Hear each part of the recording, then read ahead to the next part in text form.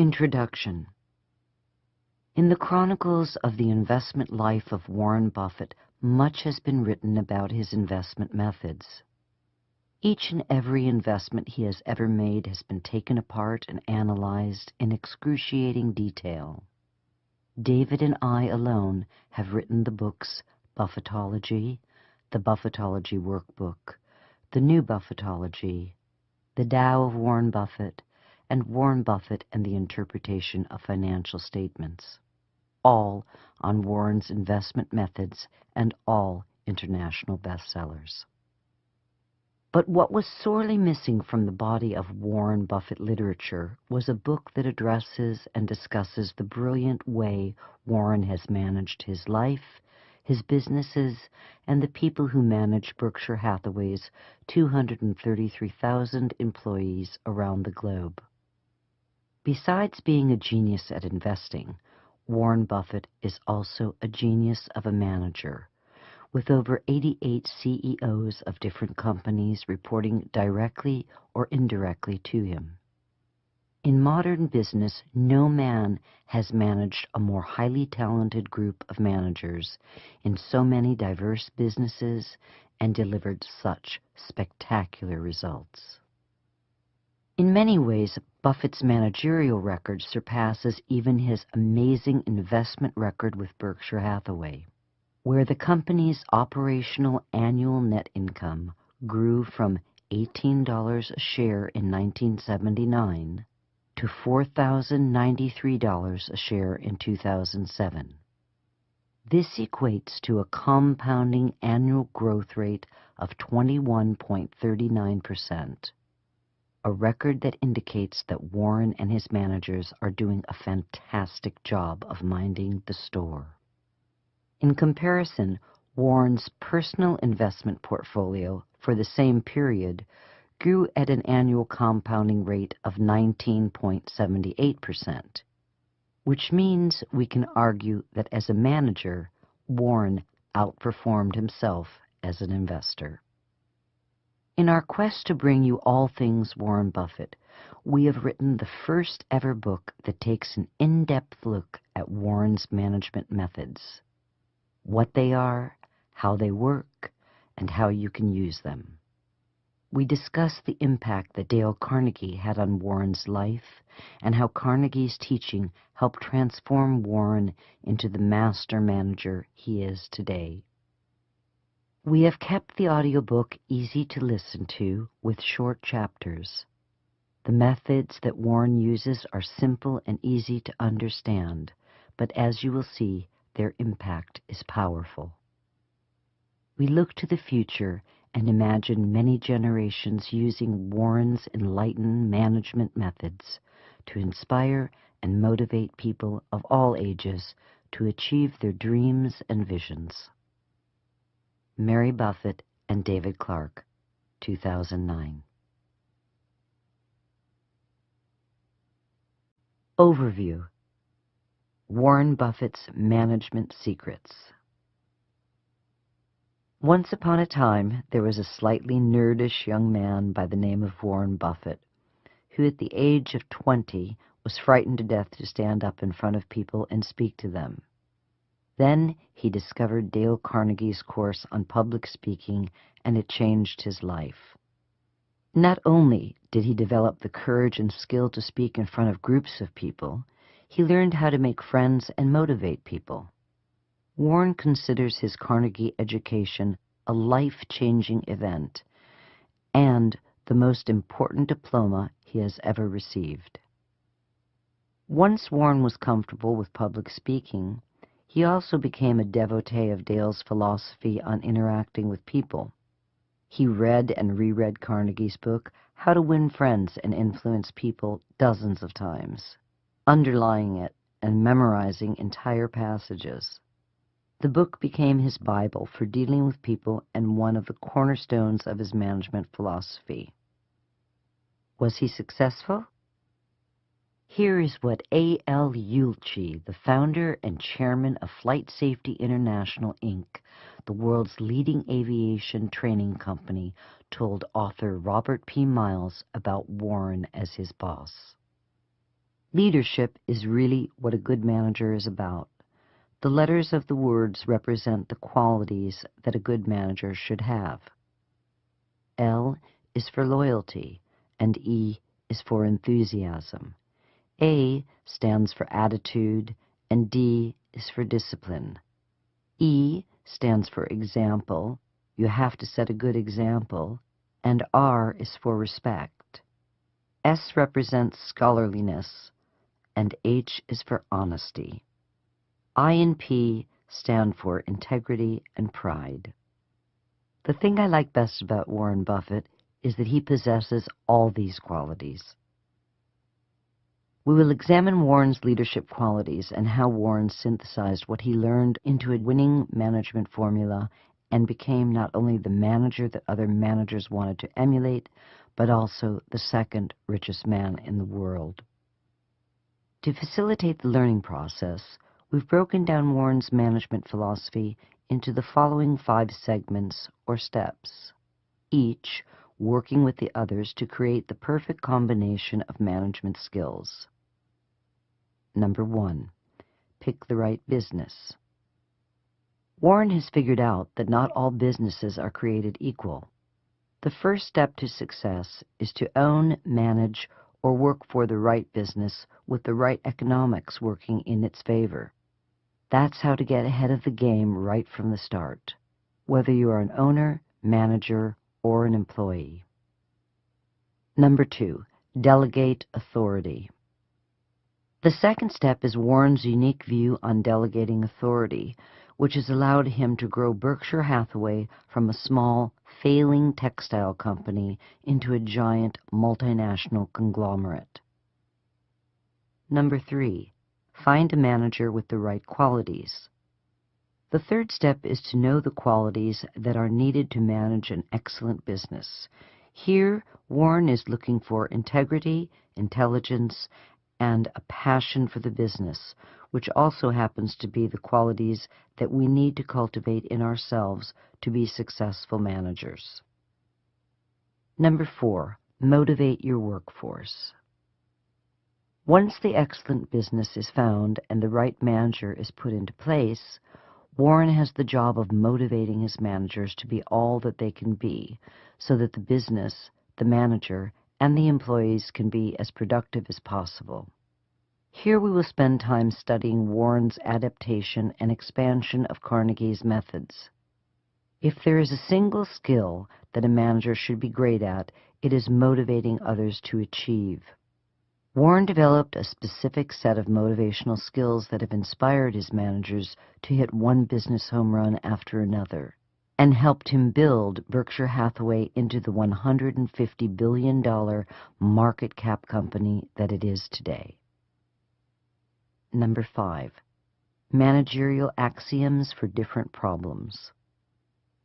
And finally, there are a number of specific Buffett managerial axioms for dealing with everything from managing leverage to handling dishonest employees to keeping costs low.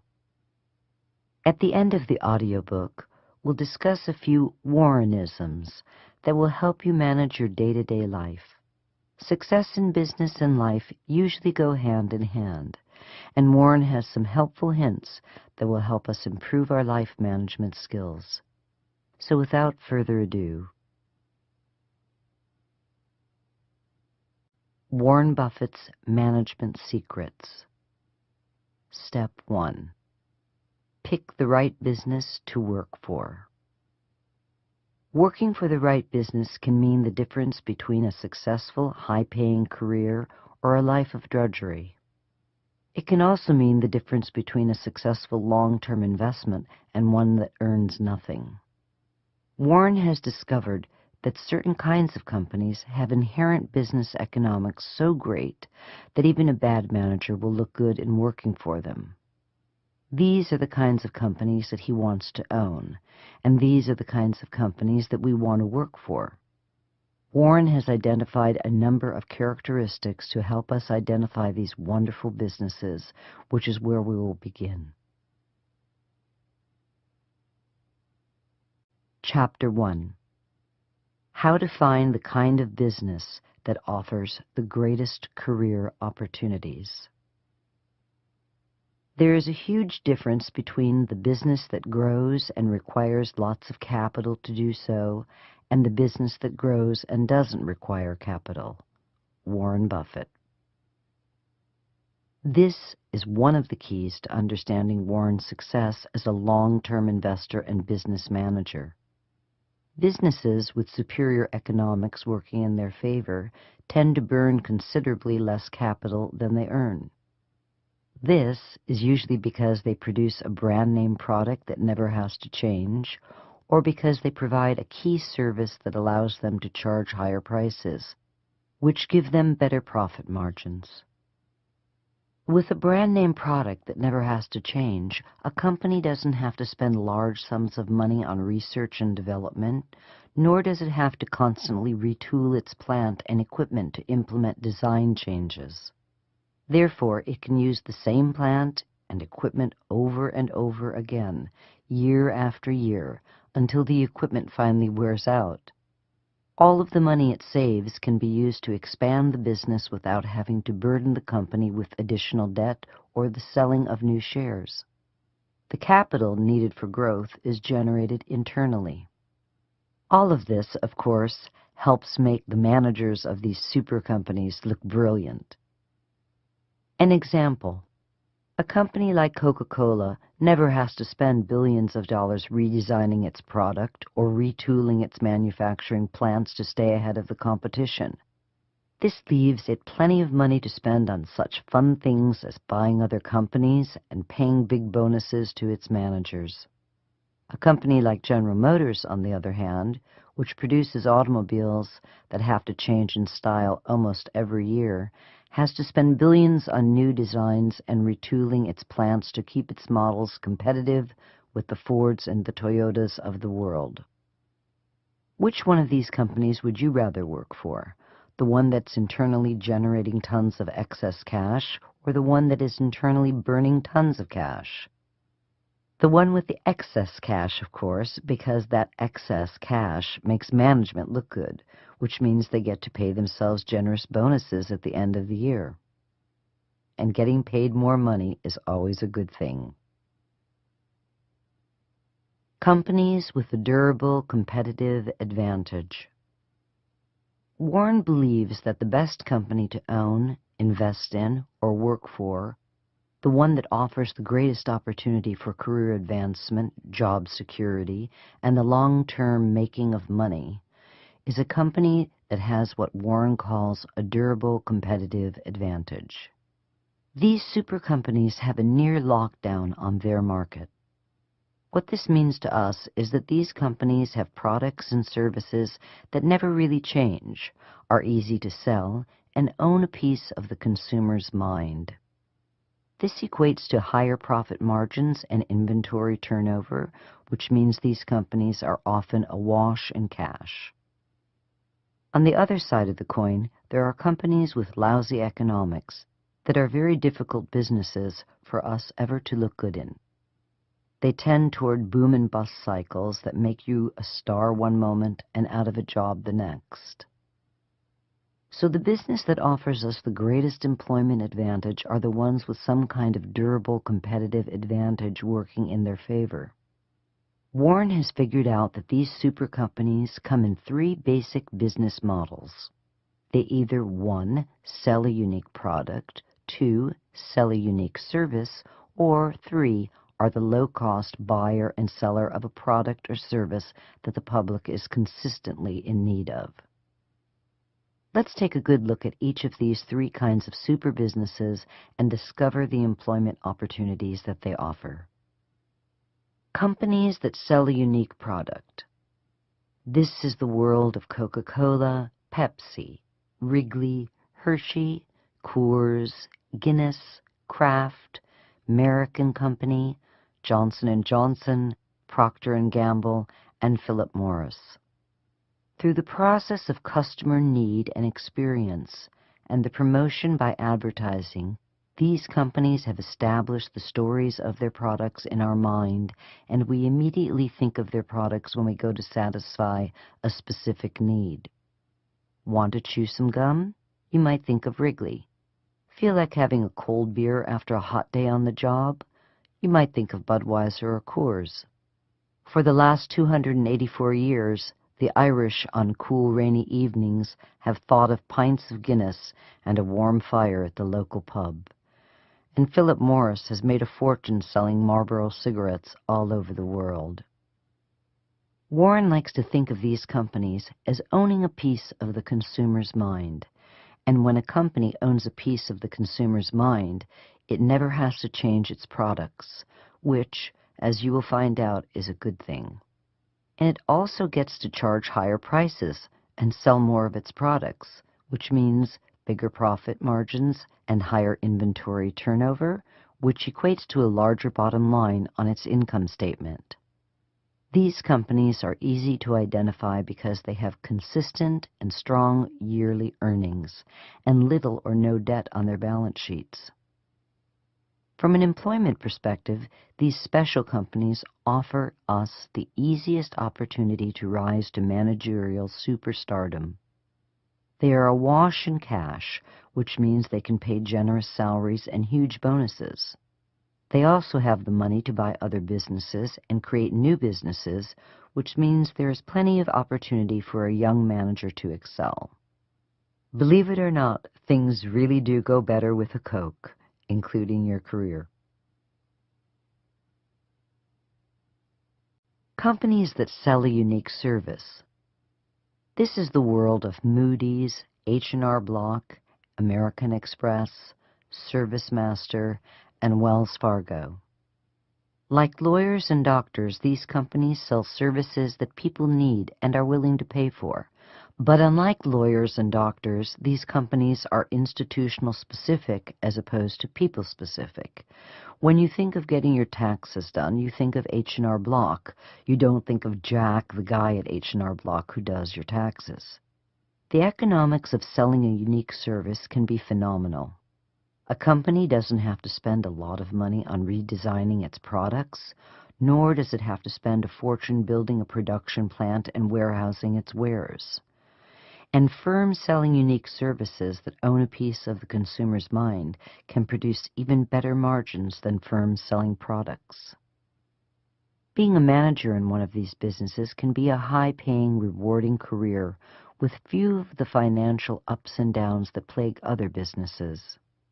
Just compare the operations histories of H&R Block and a company like GM. No matter how bad the recession, people still need help filing their taxes. There is never a recession in the tax filing business.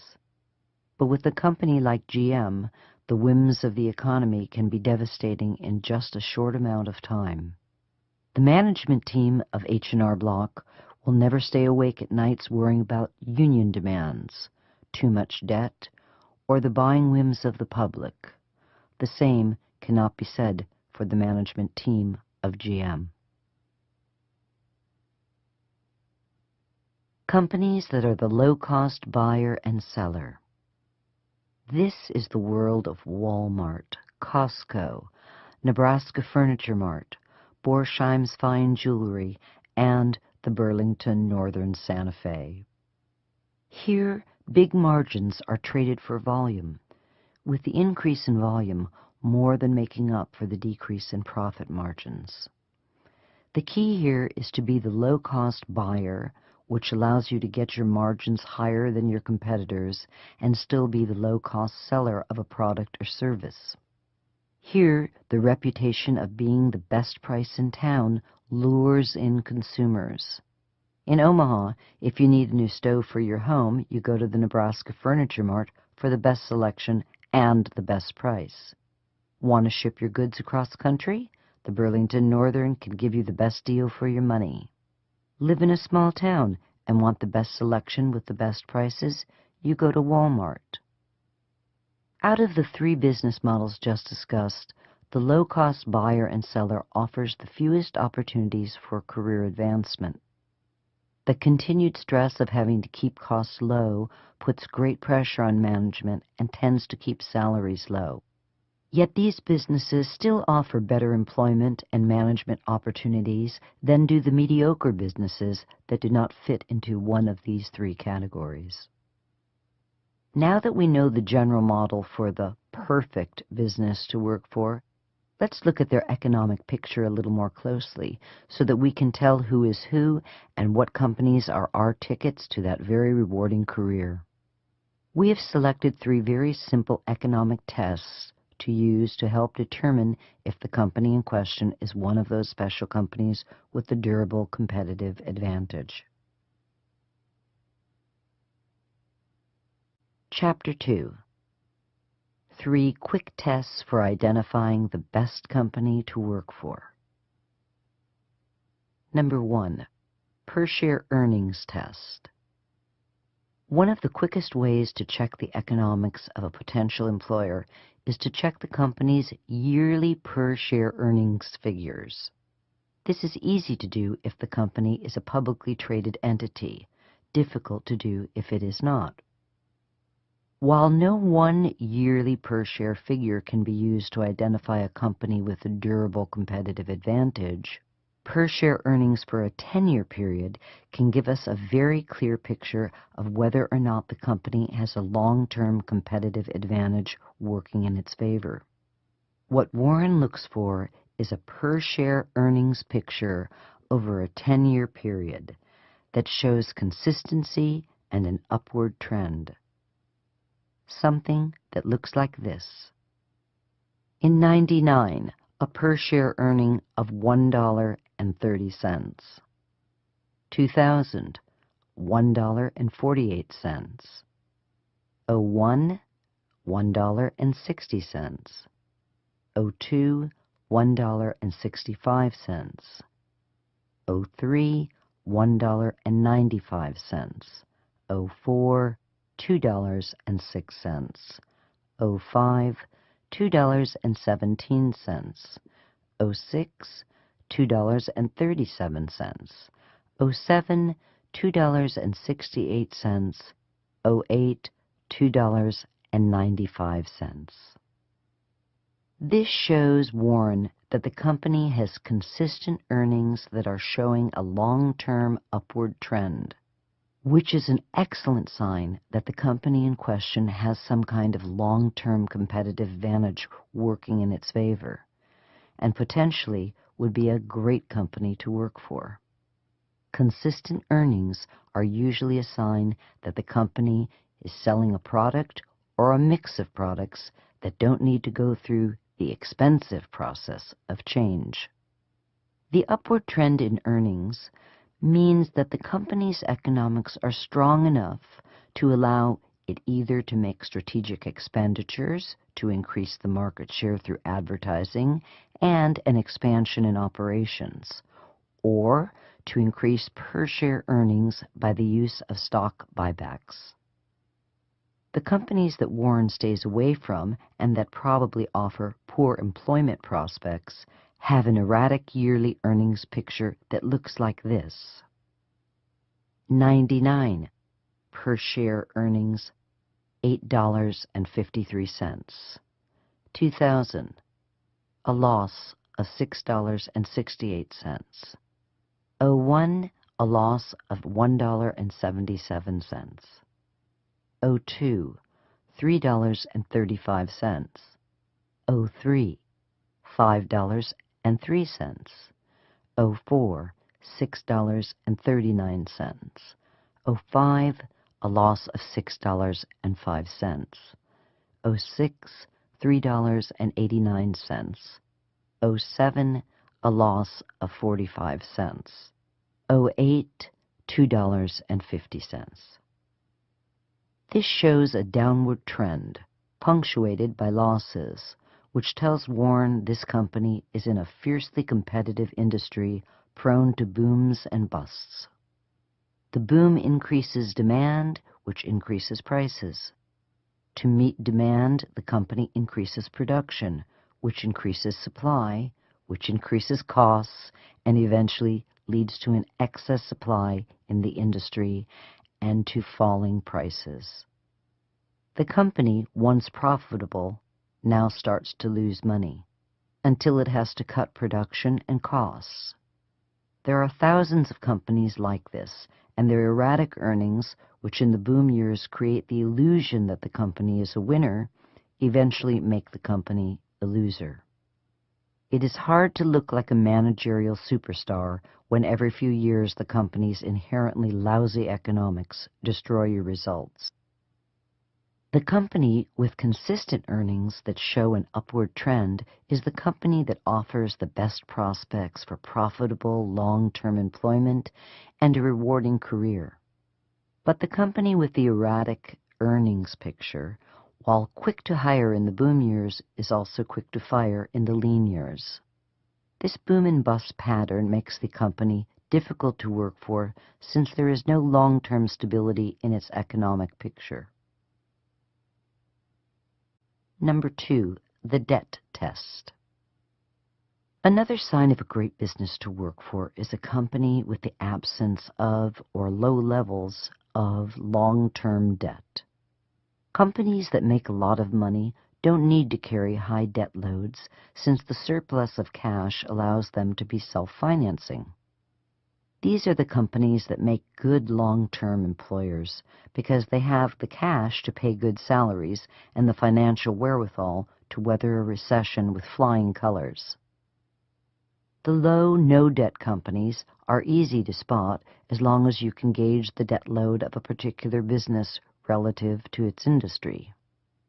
As a general rule, a debt load in excess of 5 times its net earnings is a good indication that it is not a company with a durable competitive advantage. High levels of debt tell us that the business is in a highly competitive industry where constant change has created high capital demands, or 2, the company is highly leveraged. What this means to us is that if we go to work for one of these businesses, the cost of servicing the debt will eat up any excess cash and leave little for salary increases and bonuses. It also means there will be little excess capital for growing the business or acquiring new businesses, which means that there will be little growth in managerial opportunities. And if the economy goes into a recession, these will be the first companies that fire employees in an attempt to cut costs before they go under. Not exactly the company you want to be staking your career on. Number 3, the gross margin test.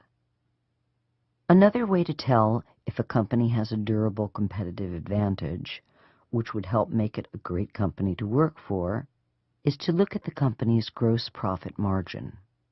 To figure out the company's gross profit margin, we have to look at the company's income statement, which is a financial report for a period of time that shows whether the company made or lost money. Specifically, we have to take the company's revenue and subtract the company's cost of goods sold, which will give us the company's gross profit. Now, if we divide the company's gross profit by its revenue, we will get the company's gross profit margin. Let's take a closer look. Income statement. Revenue, $10,000. Cost of goods sold, minus $6,000. Gross profit, $4,000. Now, if we subtract from the company's total revenue the amount reported as its cost of goods sold, we get the company's reported gross profit. As an example, total revenue of $10 million less cost of goods sold of $6 million equals a gross profit of $4 million. Then, to get the gross profit margin, we take the gross profit of $4,000 divided by revenue, $10,000, equaling the gross profit margin, which equals 40%. Warren is looking for companies that have some kind of durable competitive advantage, business that he can profit from over the long run, which make them fantastic companies to work for.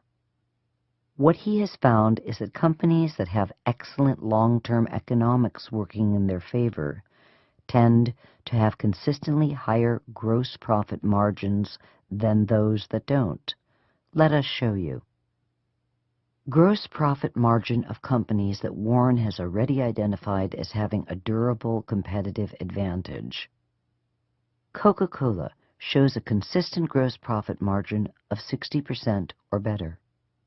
The bond rating company Moody's, 73%. The Burlington Northern Railroad, 61%.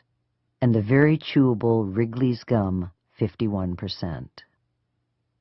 Contrast these excellent businesses with several companies that we know have poor long-term economics, such as the in and out of bankruptcy United Airlines, which shows a gross profit margin of 14%, troubled automaker General Motors, which comes in at a weak 21%, the once troubled but now profitable U.S. Steel at a not-so-strong 17%.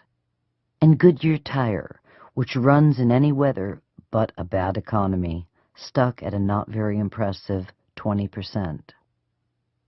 In the tech world, a field Warren stays away from because he doesn't understand it, Microsoft shows a consistent gross profit margin of 79%, while Apple comes in at 33%. These numbers indicate that Microsoft produces better economics selling operating systems and software than Apple does selling hardware and services. What creates a high gross profit margin is the company's durable competitive advantage. It allows companies the freedom to price the products and services well in excess of their cost of goods sold. Without a competitive advantage, the companies have to compete by lowering the price of the product or service they are selling, which of course lowers their profit margins and therefore their profitability. It also lowers their ability to raise salaries and give big bonuses, and it diminishes the company's capacity to expend capital on new businesses and to survive a recession. In summary, there are other tests that we can run to help us determine if the company in question has a durable competitive advantage, and we outline those tests in great detail in our book, Warren Buffett and the Interpretation of Financial Statements. But for the quick and dirty, the 3 tests described in this chapter will serve you well when we need to assess whether or not the company offering you a job is one of those great businesses that will take you down the path to a successful and very rewarding career, or if it is a mediocre business that will enslave you to a life of low wages, few opportunities, and little or no job security. While it is within the realm of possibility for a great company over time to turn into a mediocre one, this happened to the newspaper industry. It is a very rare event for a mediocre business to turn into a great one. So if you find yourself working for a company with poor inherent economics, it is better to get out now than to stick around year after year waiting for things to change.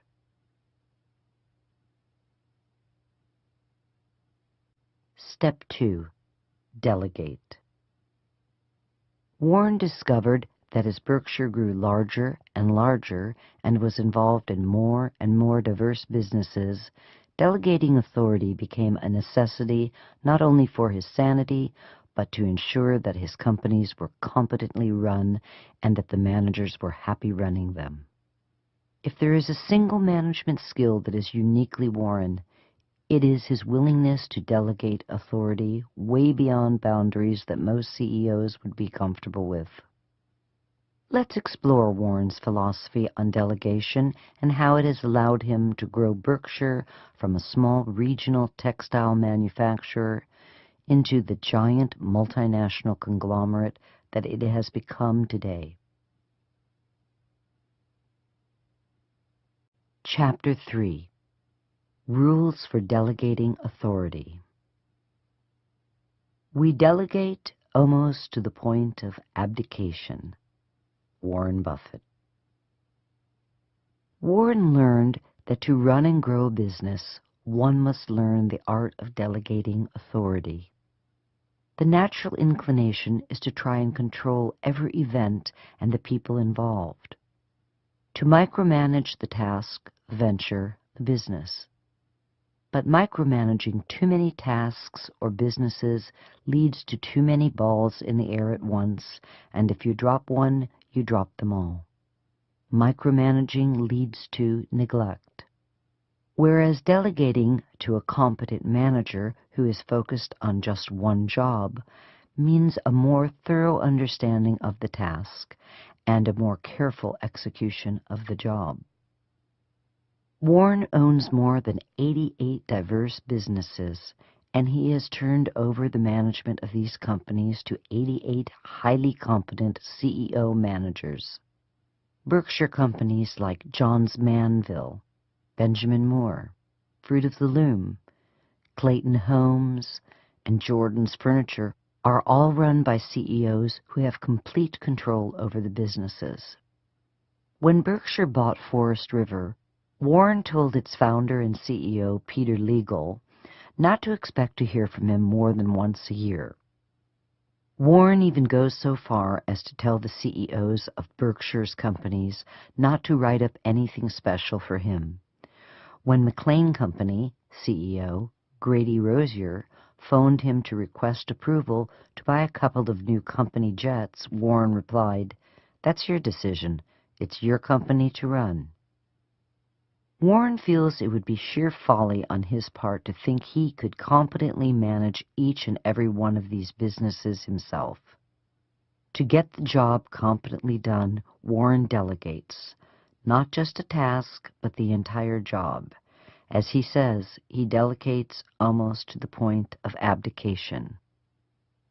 Warren has developed a set of rules to help him delegate successfully. Rule number 1. Every business culture is unique. From the smallest of firms to the largest of corporations, workers and managers have developed highly specialized skill sets that allow them to accomplish their tasks.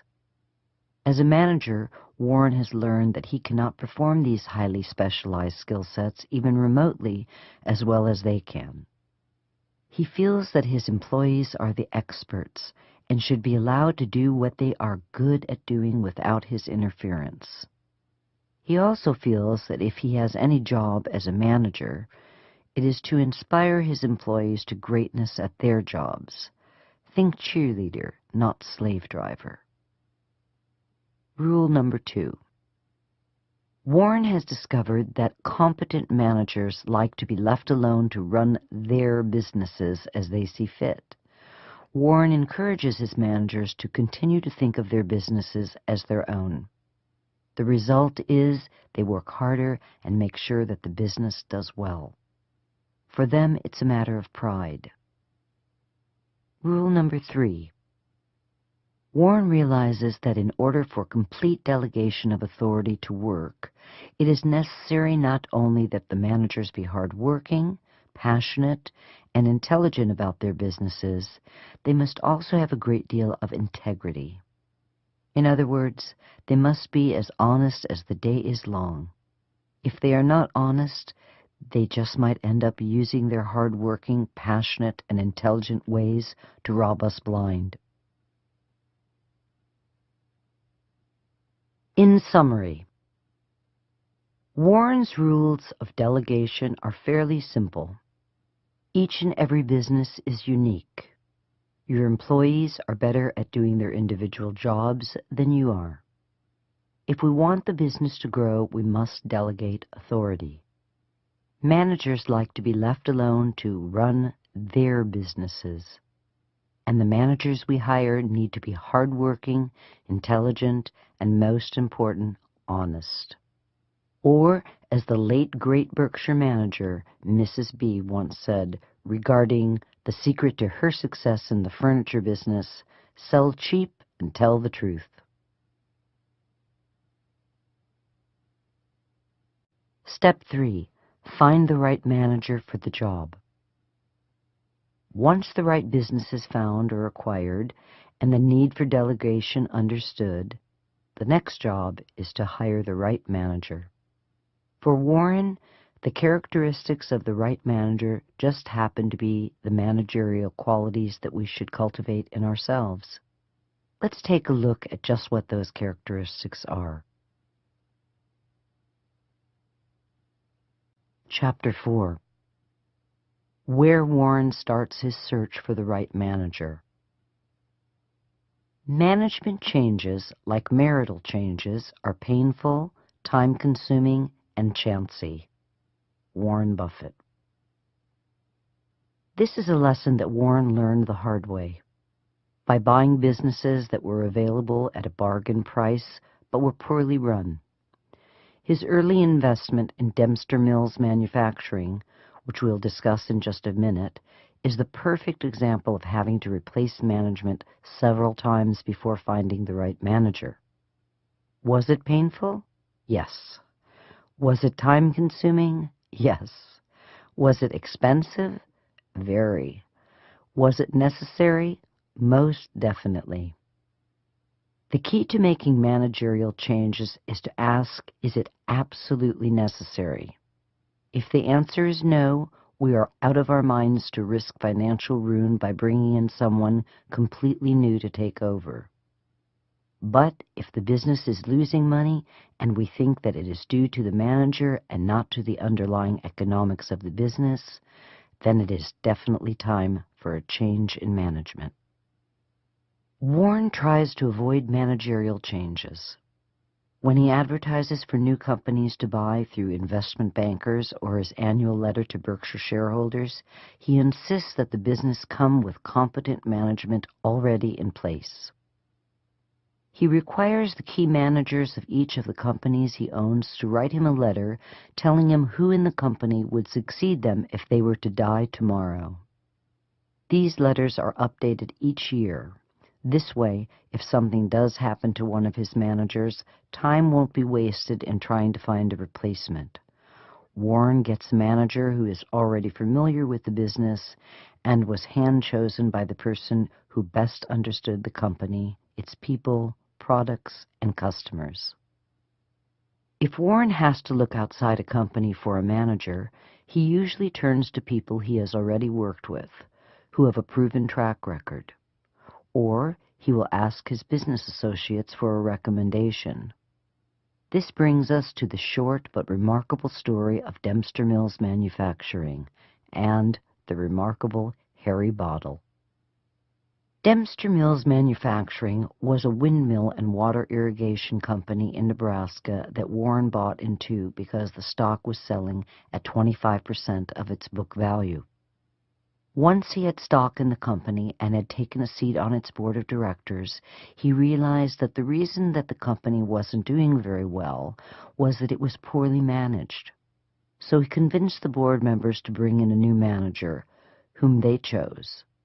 The new manager proved to be even more of a disaster than the manager they had replaced. In desperation, Warren turned to his friend and counsel, Charlie Munger. He asked if Charlie knew of any managerial talent who could save the day. Charlie suggested the name of a man whom Warren would later refer to as the remarkable Harry Bottle. Harry was what is known as a turnaround artist, a manager remarkably skilled at fixing failing businesses. At Warren's invitation, and for a $50,000 signing bonus, Harry moved from warm, sunny California to bitterly cold Nebraska, where he stepped in as the new CEO of Dempster. The first thing Harry did was reprice the inventory of spare and replacement parts. Dempster's products needed constant upkeep, which meant that the company did a big business in replacement parts. Some of the parts that Dempster used could be bought at any hardware store, but some were unique to Dempster and couldn't be bought anywhere else. One of the errors that Harry discovered was that Dempster had been marking up all of its parts at the standard 40%, both the common and unique ones. Harry tripled the price of the unique parts that Dempster had a monopoly on and cut back on the inventory levels of the common parts. thereby increasing revenues and freeing up capital.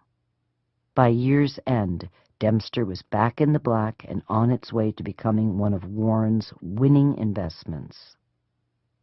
20 years later, Warren had another managerial problem with one of Berkshire Hathaway's smaller manufacturing businesses, and guess who he called? The remarkable Harry Bottle, of course. The lesson here is this: change managers only when necessary. Promote from within if possible. And if you can't, look for talent with a proven track record. When all else fails, call in the remarkable Harry Bottle. Chapter 5. Victor or Victim. Warren's secret for picking a leader out of the pack. Would you rather be the world's greatest lover and have everyone think that you are the world's worst lover? Or would you rather be the world's worst lover and have everyone think that you are the world's best lover? Warren Buffett. Warren theorizes that all people have either an inner or outer scorecard. We are true to ourselves, or we conform to what we think the world wishes us to be. A true leader follows the beat of his or her own drummer, while a bureaucrat bends to the perceived wishes of others. It is hard to stand alone when the winds of popular opinion are against you. Warren's ability to do this has made him super rich. He buys stocks when everyone else is afraid, and sells when everyone else is enthusiastic. He has spent his life going against the herd. Free and independent thinkers like Warren Buffett are never victims. They are masters of their own destiny. In discussing the difference between victor and victim mentality, psychologists talk about the locus of control. If you have an internal locus of control, you blame yourself when something goes wrong. You believe that you are in control of your fate and that you have control of the outcome. And if you fail, it's because of your own actions and no one else's. But if you have an external locus of control and something goes wrong, you blame everyone but yourself. As a young man, Warren was deeply influenced by his father, Howard, who had a strong internal locus of control. When the Great Depression hit, Howard started a successful new business.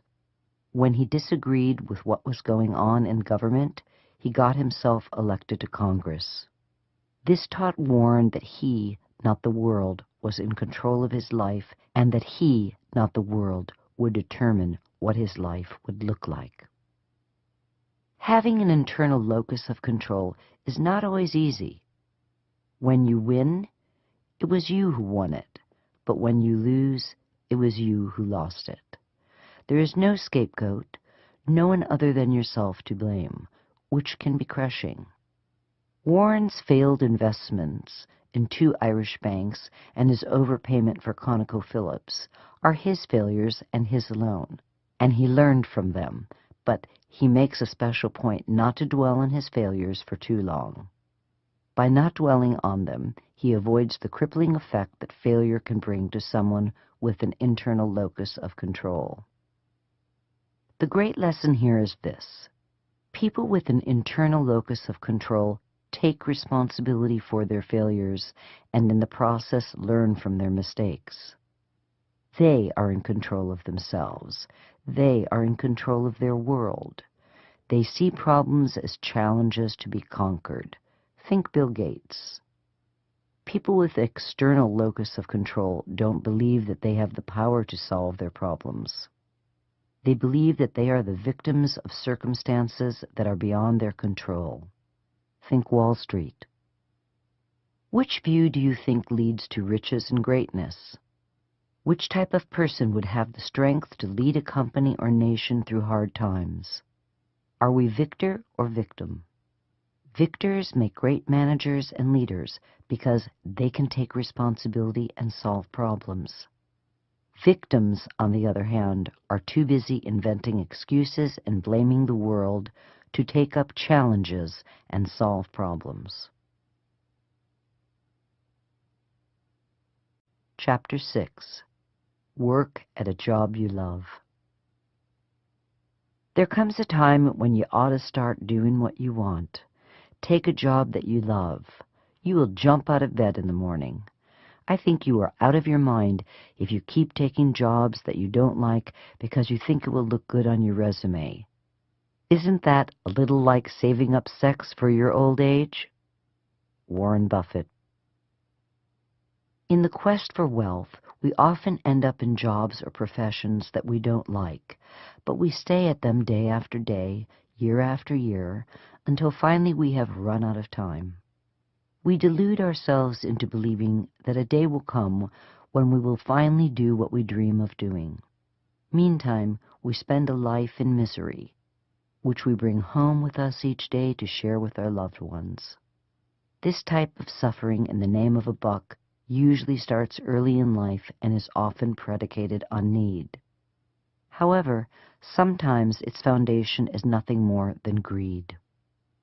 Warren believes that not doing what we love in the name of greed is a very poor management of our lives. It makes work drudgery, which drags us down and destroys our spirit. And though we may be making a lot of money, the 9+ hours we are at work, we are miserable. In the world of business, the people who are most successful are those who are doing what they love. Money isn't what drives them. What drives them is the same thing that drives a great ball player or a great musician, a love of what they do. Be it a computer programmer, a salesman, a carpenter, a nurse, a butcher, a chef, a policeman, a doctor, or a lawyer. The people who rise to the top are those who love what they do. And they are usually the people who make the most money in their profession.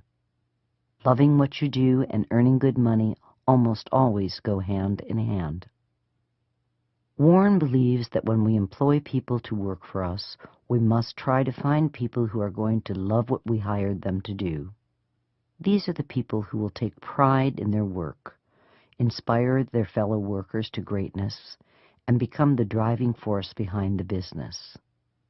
They are also the people who have made men like Warren look like geniuses. In the management of our lives, the rule is, love what you do. In the management of our business, the rule is, hire people who love what they do. Both will lead you to the gold. Chapter 7. Put a winning sales team together. I don't want to be on the other side of the table from the customer. I was never selling anything that I didn't believe in myself or use myself. Warren Buffett. Warren learned early on that the best salespeople are those who believe in their products, who have a passion for the products that they are selling. If someone believes in and has a passion for the products he is selling, you can bet that he is very interested in everything about that product, from the material it's made of, to how it's manufactured, to what are its best uses. Even more important, the salesperson will know the best uses of the product. Such knowledge impresses any customer. This is a quality that Warren is looking for in his managers. People who believe in their products and businesses so much that they love to go to work. He doesn't like hiring managers who are only interested in making money and who would rather be somewhere else. Many of Warren's top managers have spent the vast majority of their working lives at the same company and continue working for them even though they are millionaires many times over. Publisher Stan Lipsey of the Buffalo News has been with the company for over 30 years. CEO Irv Blumkin, now in his 50s, has been on the payroll of the Nebraska Furniture Mart since he was a teenager. Both of these super managers are wealthy enough to retire in the morning, but they keep showing up to work, and the reason? They love what they do. The lesson here is this. If we want to put a winning sales team together, we must find people who believe in and are passionate about the products that we are asking them to sell. A salesman's passion for the products he is selling is something that Warren has learned he can bank on. Chapter 8. Obsession. Our prototype for occupational fervor is the Catholic tailor who used his small savings of many years to finance a pilgrimage to the Vatican. When he returned, his parish held a special meeting to get his first-hand account of the Pope. "Tell us," said the eager faithful, "just what sort of fellow is he?" Our hero wasted no words. "He's a 44 medium." Warren Buffett. In Warren's world, the perfect manager is someone who gets up in the morning thinking about the business and at night is dreaming about the business. As he says, obsession is the price for perfection.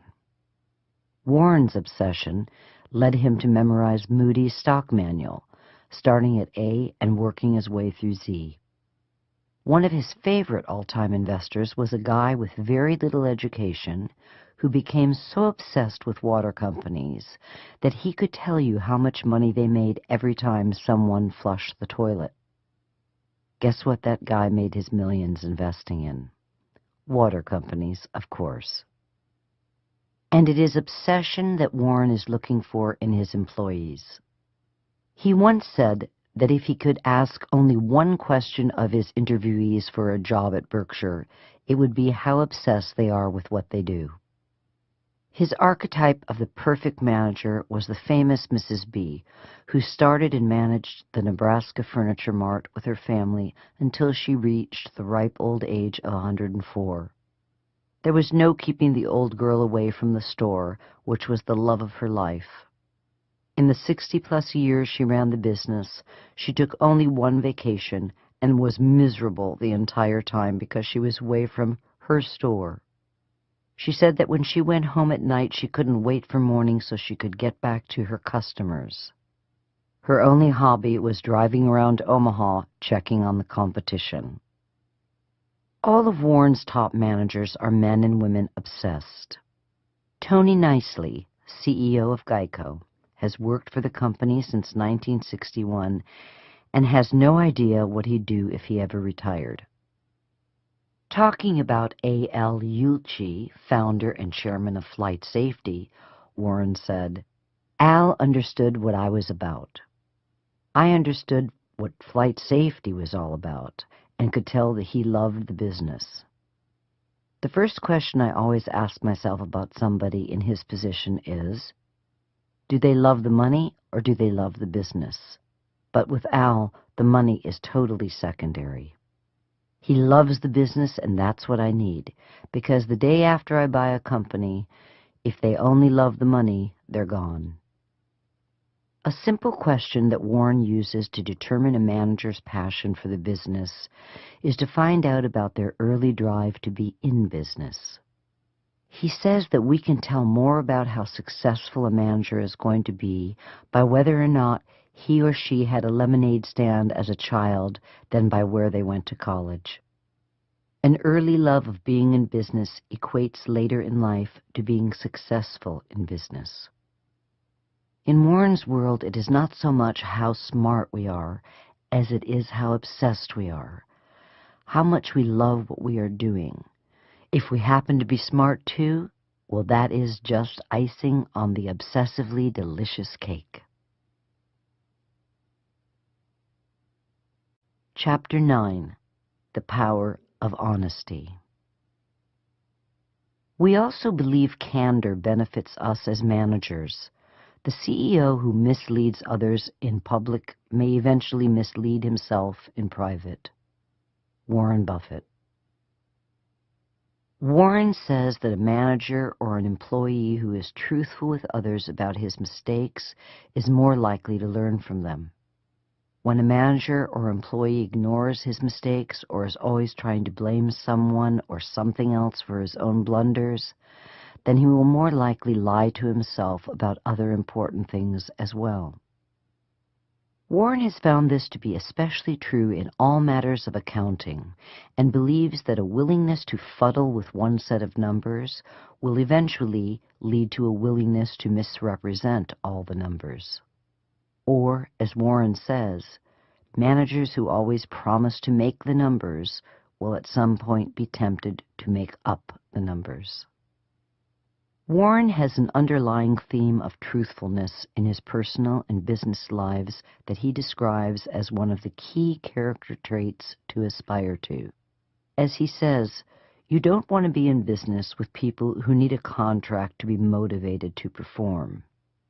In the world of business, a manager who is as honest as the day is long as money that is already in the bank. Chapter 10. Manage Costs. The really good business manager doesn't wake up in the morning and say, "This is the day that I'm going to cut costs," any more than he wakes up and decides to practice breathing. Warren Buffett. Profit is the lifeblood of a business. Lack of profit is the death of a business.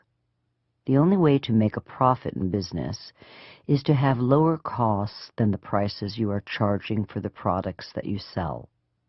The difference between the two is called a profit margin. There is no other way to make money, no other equation. You either make a profit or you don't. And if you don't make a profit, you won't stay in business very long. If you make a lot of profit, you can do more than just make a living. You can become rich. As managers of business, we have two main goals. Inspire our sales force to sell as much of the product as possible at the highest possible price, and inspire our manufacturing and buying teams to produce or acquire the products we sell at the lowest possible prices. It takes two to tango, and it takes two to make a profit. The task of keeping costs low is the most important because it determines the pricing of the product. Lower costs mean that we can sell the product at a lower price, which will make the product more desirable and easier to sell. The way to determine whether your managers are going to be cost-conscious is to look at how they handle the seemingly little costs. Warren says, if managers aren't disciplined on the little things, they will probably be undisciplined on the large things as well. He likes to tell the story of Benjamin Rosner, the owner of Associated Cotton Shops, who was so fanatical about keeping costs low that he once counted the sheets on a roll of toilet paper to make sure that his vendor wasn't cheating him. Warren also likes to tell about Tom Murphy, CEO of Capital Cities Communications, who was so cost-conscious that when he had his office building painted, he didn't paint the back wall because no one would see it. Tom considered public relations and legal departments to be frivolous expenses. He figured that if and when these services were needed, freelancers could be hired at a fraction of the cost. And when he merged Capital Cities with the ABC television network, the first thing he got rid of was ABC's private dining room. Warren loved Tom. Another aspect of the cost-cutting equation deals with personal savings. If we are in a 40% tax bracket, we have to earn $10 to have $6 to spend. So if we reduce our living costs by $6, it is actually the same as making $10 and getting to save $6 of it, which can then be invested. As Benjamin Franklin said, if you know how to spend less than you get, you have the philosopher's stone. The philosopher's stone was a tool alchemists used to turn lead into gold. In the early part of Warren's life, he was fanatical about keeping his living costs low, which is why he drove an old VW Beetle long after he became a multimillionaire. The money he had saved driving a cheap car gave him more money to invest to make himself even richer. The bottom line here is this. When Warren looks for a manager, he wants someone who is cost-conscious as a way of life, not just when the business is starting to fail. Cutting costs is the fastest and easiest way to increase the bottom line of both our businesses and our personal fortunes, which means that it is the easiest way to get rich. And easy is always a good thing when it comes to making money. Chapter 11. Have an eye for the long term. There's really a lot of overlap between managing and investing. Being a manager has made me a better investor, and being an investor has made me a better manager. Warren Buffett. Warren is a long-term investor. His favorite holding period for companies with exceptional economics working in their favor is forever. This long-term perspective is the fountain that produced his great wealth. But most managers of businesses tend to have a time horizon of under a year. They live in a world defined by quarterly and yearly results. If they surpass quarterly or yearly projections, they'll get fat bonuses and promotions. Fail to bring in quarterly or yearly projections, and heads start to roll. This tends to keep management focused on the short term. This short-term focus almost kills any long-term planning on the part of management. Managers are driven to make the short-term numbers at the cost of long-term planning. They often have no plans to exploit future opportunities, nor do they plan ahead for a potential recession.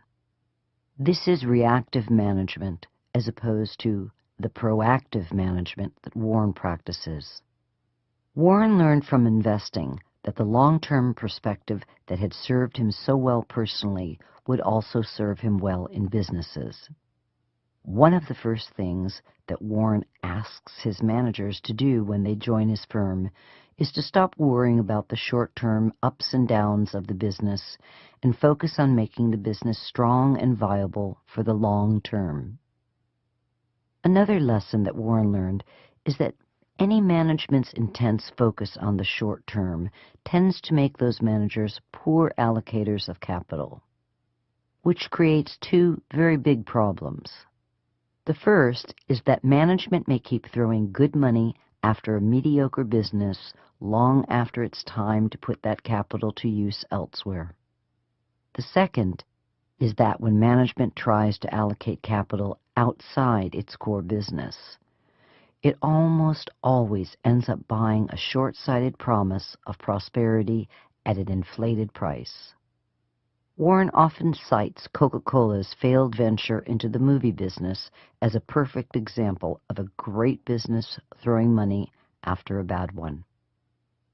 When Warren bought into Berkshire Hathaway, it was a mediocre business that was spending more money than it was earning in a desperate attempt to compete with foreign textile manufacturers.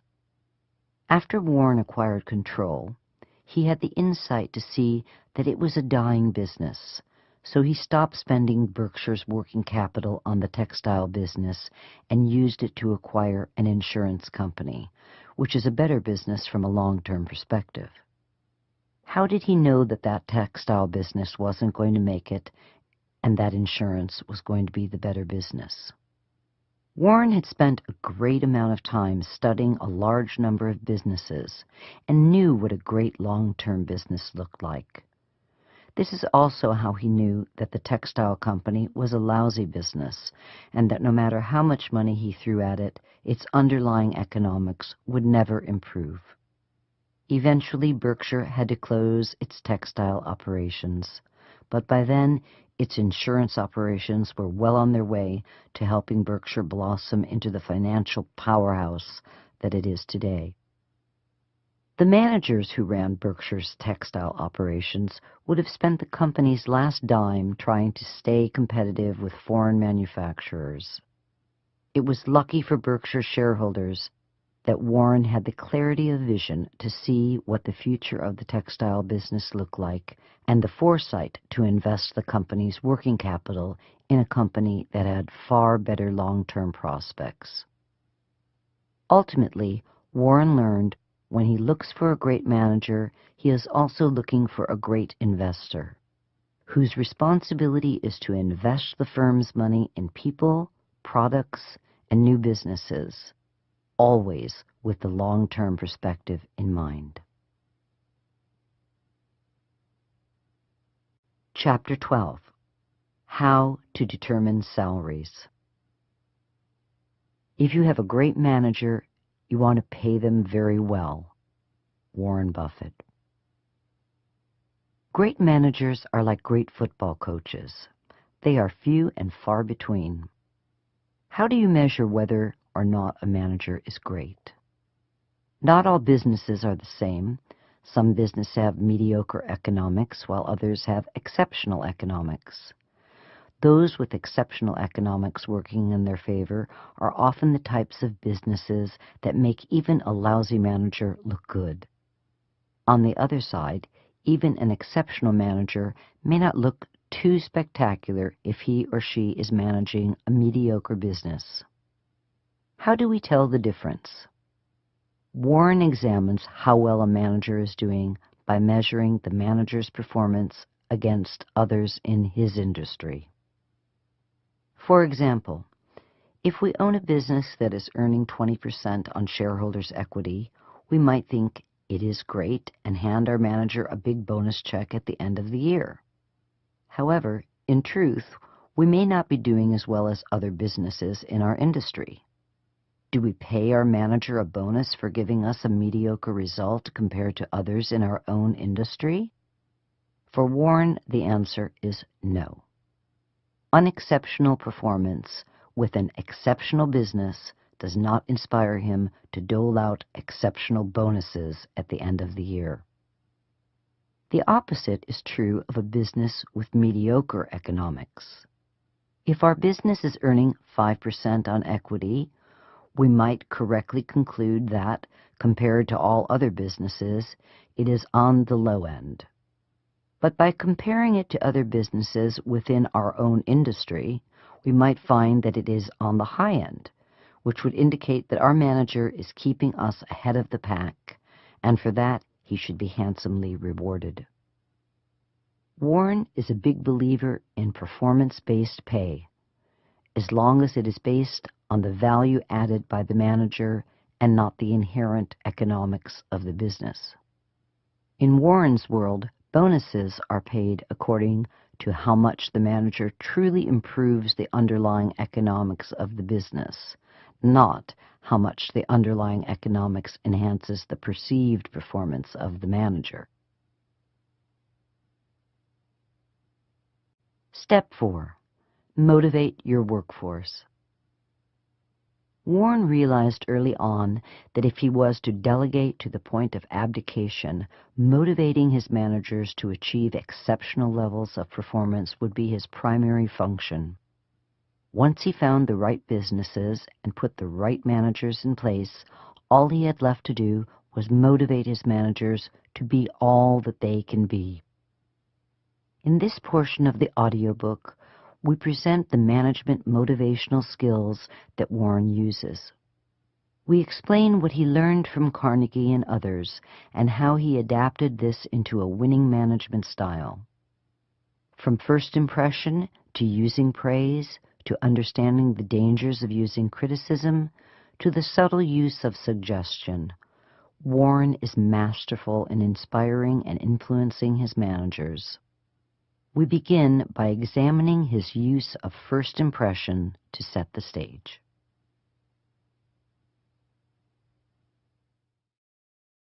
Chapter 13.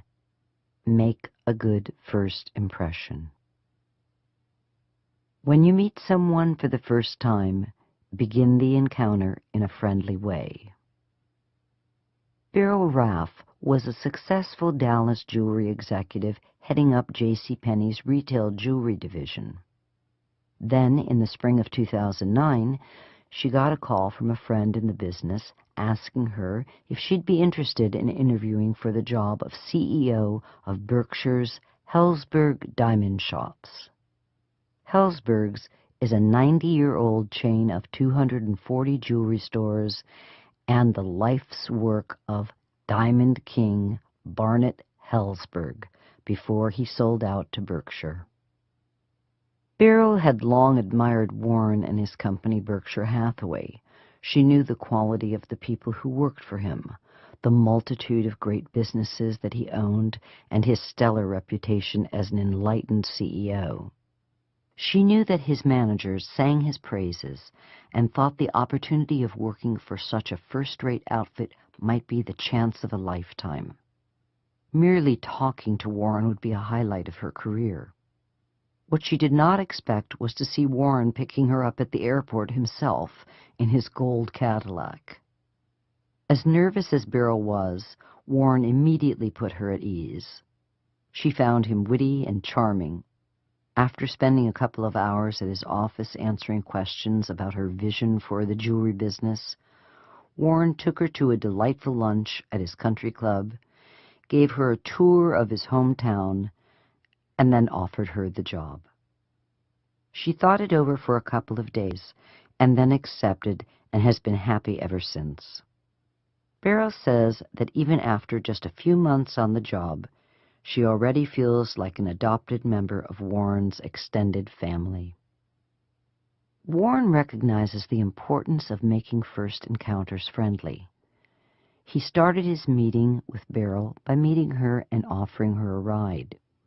He was light, funny, friendly, and eager to put her at ease. He took her to lunch and listened to her. Her first impression? This is a guy I would love to work for. And Warren continues to make her feel like a special member of the Berkshire Hathaway family. She has said that her greatest fear is disappointing him. Imagine if Warren had done just the opposite. What if he hadn't picked Beryl up at the airport? What if he had made her take a cab instead? Imagine he didn't even take her to lunch or listen to her. Her first impression might have been that Warren was a distant billionaire who only cared about whether or not she would make him more money, the kind of boss she wouldn't like working for. And if that had been the case, she probably wouldn't have taken the job. The rule is simple. If you want to get your way, start your encounters with other people in a friendly way. As Warren has discovered, it's the only way that pays. Chapter 14. The Power of Praise. We all have a deep and honest need to be appreciated. Warren recognizes that we all have a need to feel important. It's almost biological. Early American psychologist and philosopher William James once said, "The deepest principle in human nature is the need to be appreciated." This is not lost on Warren. One of the great early managers whom Warren studied was Charles Schwab, the former head of the United States Steel Company. Schwab was the first superstar manager and the first CEO to be paid $1 million a year. What made Schwab the most revered manager of his day was not his knowledge of the steel industry, which even he admitted wasn't extensive, but rather his ability to inspire enthusiasm in his employees. He did that through appreciation and encouragement. Schwab said, "I consider my ability to arouse enthusiasm to be my greatest asset, and the way to develop the best that is in a person is by appreciation and encouragement. There is nothing that kills the ambitions of a person as much as criticisms from superiors. I never criticize anyone. I believe in giving people incentive to work, so I am anxious to praise but loath to find fault. If I like anything, I am hearty in my appreciation and hearty in my praise." Schwab noted that his boss, Andrew Carnegie, had even gone so far as to praise his employees publicly as well as privately. Warren follows Schwab's advice as if it were creed, praising employees and managers for the small things and gushing over them for the big. He is the consummate cheerleader and his employees' biggest fan. He never misses a chance to praise his managers in private or at Berkshire's annual meetings and in its annual reports. Warren learned from Schwab that if he praised people for the little things, they'd give him even bigger things to praise them for later on down the line. For Warren, praise truly is the gift that keeps on giving. Chapter 15. The Power Reputation. Give your employees a fine reputation to live up to, and praise them every chance you get. Warren learned the importance of giving your employees a fine reputation to live up to from Carnegie, who stressed the point to his readers by telling the following story. A manager worked with a long-time trusted older employee who had become bored and lackadaisical about his work, resulting in a lowering of the worker's craftsmanship and productivity. The manager reviewed his options. He could fire the older employee, but then he'd have to replace him. He could threaten him with being fired, but the worker would probably resent him. Instead, he chose to talk to the employee one-on-one, friend to friend. In the course of the conversation, he told the worker he was one of his best employees, and that he was an inspiration to other employees, and that many customers in the past had complimented his craftsmanship. But as of late, he said, the employee's work had slipped. The manager said he was worried about him and was wondering if there was anything he could do to help. How did the worker respond? Realizing he had a fine reputation to live up to, he stopped doing shoddy work, increased the level of his production, and returned to being the worker that others looked up to. Warren praises his managers as being the best in the business. He notes this admiration in his annual letters to the Berkshire shareholders, mentions it at the Berkshire's annual meeting, and talks about it when interviewed by the press. He never misses an opportunity to give his managers a fine reputation to live up to, which is easy for him to do since they are the best in the business. Advice to Bono. Warren's theory on giving his manager a fine reputation to live up to dovetails with the advice he gave the rock star Bono, who sought out Warren's advice on how to inspire Americans to help him in his battle against poverty in Africa. Warren told him, "Don't appeal to the conscience of America. Appeal to the greatness of America, and you'll get the job done." Appealing to a person's conscience means subtly appealing to his or her sense of right or wrong. What kind of person are you if you don't want to help poor, starving people in Africa? This plays on our sense of guilt. We tend not to like people who make us feel guilty. In fact, we spend most of our time trying to avoid them. Instead, Warren advised Bono to speak to the American people's sense of greatness. Imagine how a statement like this, that plays to people's sense of guilt, would have made Bono's American listeners feel. All these poor people are starving in Africa. Are you, the richest nation on earth, just going to sit there and let them starve? Now compare it to, you are the most intelligent nation on earth. You won World War II against impossible odds, and you pierced the heavens to put a man on the moon. When I was confronted with this tremendous problem of helping the poor, suffering, lost souls in Africa, I thought, to whom should I turn? Then I had an epiphany. I should turn to the greatest nation in the world, the one people that can solve really tough problems, the one nation that can accomplish the impossible. Warren advised Bono to appeal to America's sense of pride, its sense of greatness, its fine reputation.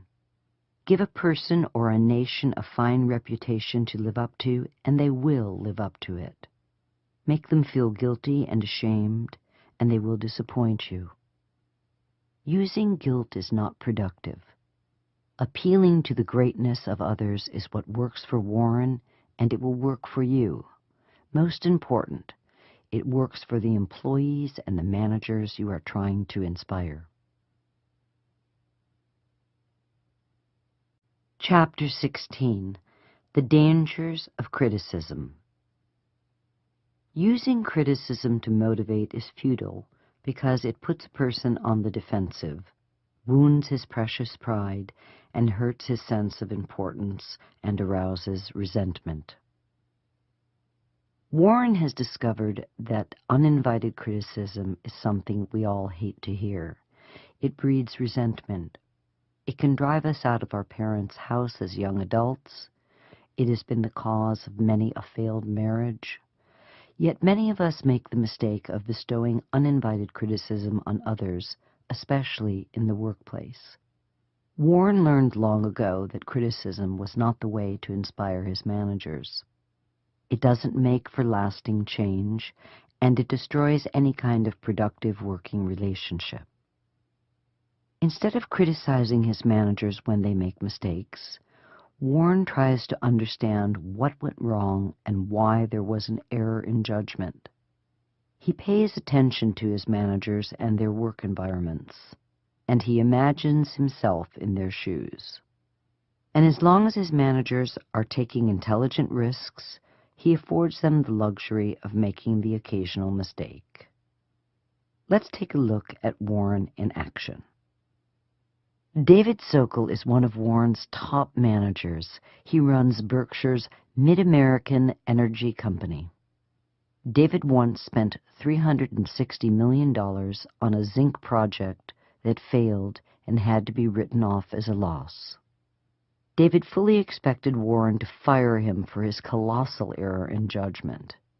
Instead of firing him or berating him with criticism, Warren, hearing the bad news, simply told David, "We all make mistakes."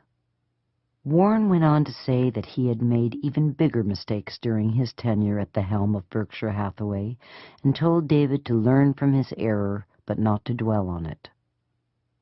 David thinks the world of Warren and has never made a similar mistake. On the contrary, for the last 9 years, he has done a brilliant job leading Berkshire's energy operations to become some of the most profitable in the industry. But had Warren berated him, mocked his stupidity and foolishness, and criticized him, David would have come to despise Warren, and it is doubtful that he would have been inspired to stay on and build Warren's Mid-American Energy into the money-making powerhouse that it is today. Praise by name, criticize the category. Warren knows that praise and criticism are two of the most important tools a manager has at his or her disposal. Used correctly, these tools can inspire employees to work hard, be creative, and achieve great success. Used incorrectly, they can destroy drive, ambition, and creativity, and almost certainly ensure failure. Warren feels that learning how to effectively use praise and criticism is the primary motivational task of a manager. A manager who fully understands this challenge has the ability to motivate others to greatness regardless of the task, be that motivating a production team to be more efficient and effective, or getting his own children to do their homework. Warren is a genius at using both praise and criticism.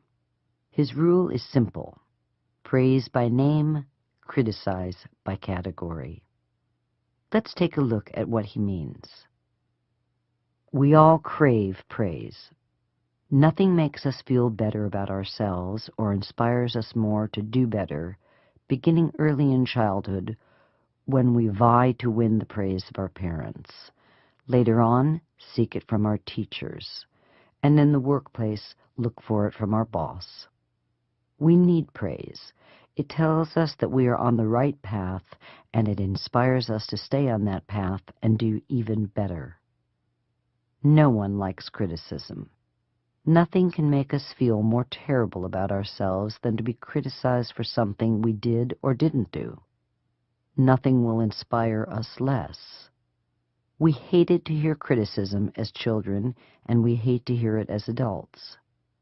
Criticism means that we got it wrong, that this isn't the right path for us, that we should stop what we are doing and try again, or give up and do something else. We often dislike people who criticize us, which means that we won't listen to them, we shut them out. Nothing will win you friends faster than praise, and nothing will make you enemies faster than criticism. Many managers never learn how praise and criticism interact. This is one of Warren's greatest management secrets, using both praise and criticism to inspire a person to achieve more. Warren sets the stage with praise, praising both the small accomplishments and the big achievements. He never misses an opportunity to praise his managers, and he is a master at remembering names and praising people by name. Why? Because nothing is sweeter to another person than the sound of his or her own name. Read an annual report written by Warren Buffett, and you will see that it is loaded with praise for his managers, who are singled out by name. He is generous in spreading praise around. Warren elevates his managers to a lofty position and makes them feel special by continuing to praise them in person and in print. Work becomes more than just a place to make a buck. It becomes a place to boost self-esteem. Once Warren's managers respect and trust him and believe he has their best interests at heart, he is in a much better position to offer them advice. Here he employs a bit of magic as well. He never criticizes the manager directly. When a manager with whom Warren has built a solid relationship asks his opinion of a business idea and Warren is not keen on it, he'll make a subtle suggestion, leaving the manager to draw his or her own conclusion. A classic Warren response would be to acknowledge the manager's idea, to say that it is enticing, and then to offer a story where Warren or another businessman had a similar idea that led to disaster, thereby leaving the manager to draw his own conclusion. Warren applies the same theory when talking about the world at large. He is quick to praise an individual banker for his or her integrity, but if he is unhappy with the banker, he will only criticize the banking profession as a whole. The banker saves face, and Warren gets his point across without making an enemy. As Warren says, praise the person, criticize the category.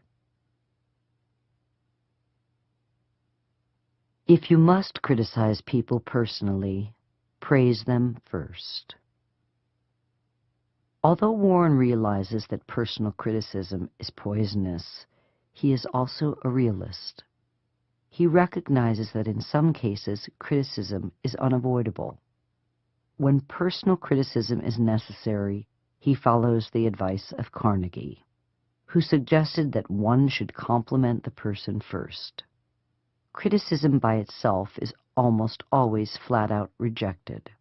However, when criticism is preceded by praise, the listener is more accepting of the suggestion. Someone bestowing a compliment is perceived as a friend, someone we like.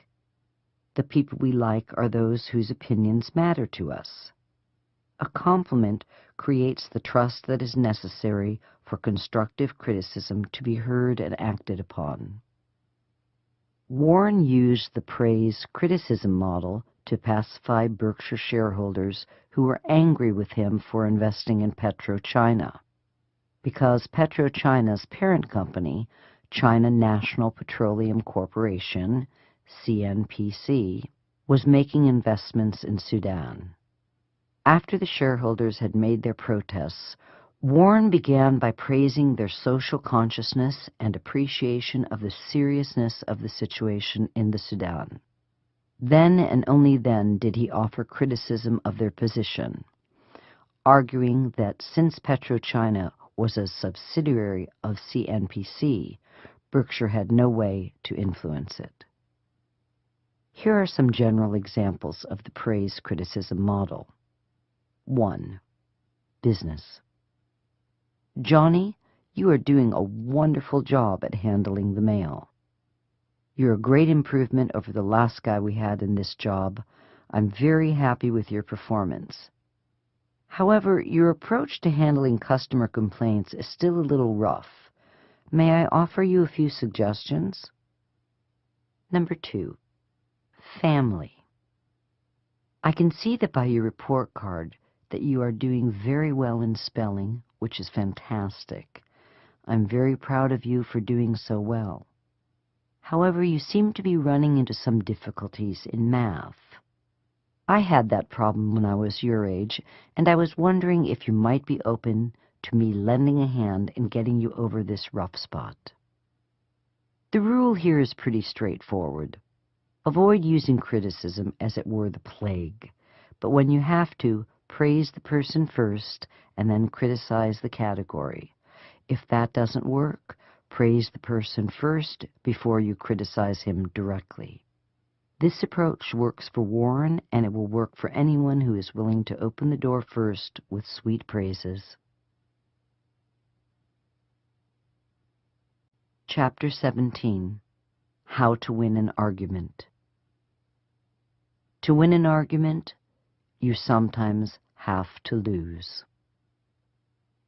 Warren learned early on that the way to win an argument was not to have one in the first place, that to openly correct someone might cause them to lose face, and in the process the person could end up resenting him.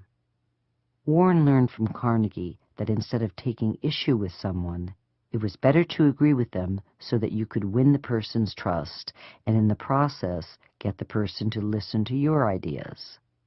Warren fully embraces this philosophy, and he is famous for avoiding conflict and arguments. Warren is also well known for listening to people and for respecting their opinions, even when they are contrary to his own. But it is his ability to agree with the other person's argument that allows others to relax and to hear Warren's position. And Warren knows that getting the other person to listen to you is the first step to winning any argument. An example. If young Warren, as a security salesman, was out selling Geico stock and went to visit a potential client who told him that he preferred to invest in Philip Morris, Warren, instead of arguing with him, would agree that Philip Morris was a great company and a wise investment. This would put an immediate end to potential conflict and allow Warren to then engage the client in a discussion about the wonderful virtues of Geico. The influence of Benjamin Franklin. The wisdom of American founding father Benjamin Franklin has played an important role in the education of both Warren and his partner Charlie Munger. At Berkshire shareholder meetings and in annual reports, they are both quick to cite Franklin's influence on their business and life philosophies. Thus, it is no surprise that Franklin's strategy of avoiding arguments and respecting other people's opinions found its way into Warren's quiver of ways to get people to listen to his ideas. We've picked a small piece from Franklin's autobiography that Warren found influential on this point. Here is what Franklin had to say.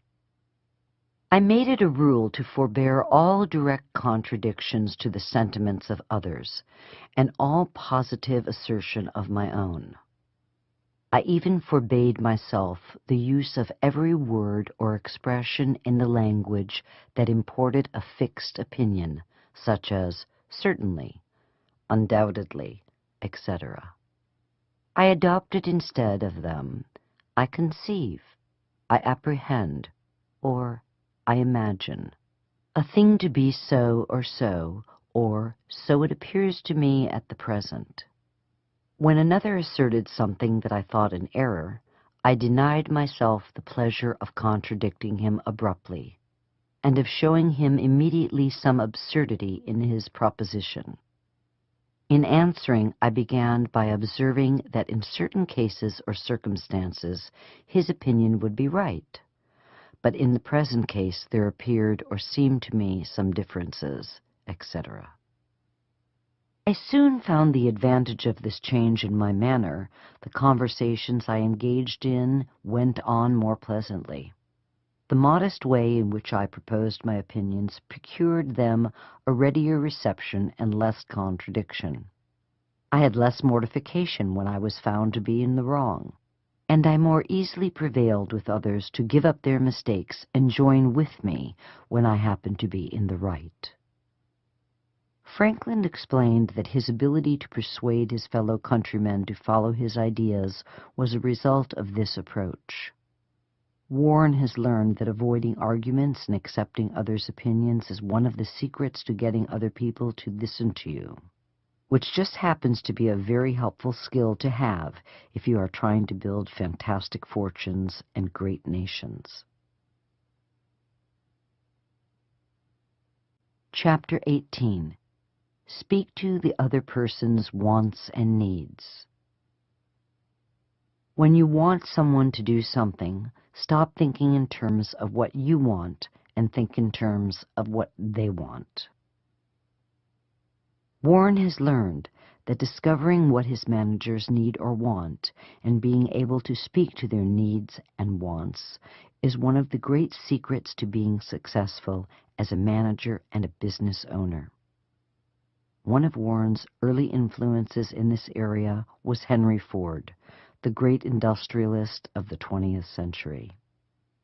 Ford, in his autobiography, said, "If there is any one secret of success, it lies in the ability to get the other person's point of view and see things from that person's angle as well as from our own." Warren incorporated this idea into both his family and business lives. When he wanted his children to do something or to change their behavior, instead of nagging or criticizing them, he spoke to their wants. If he wanted them to lose weight, he offered a reward for weight loss, which spoke to their teenage want of ready cash. When seeking to buy a privately held family business for Berkshire Hathaway, Warren speaks to the owner's pride in the business.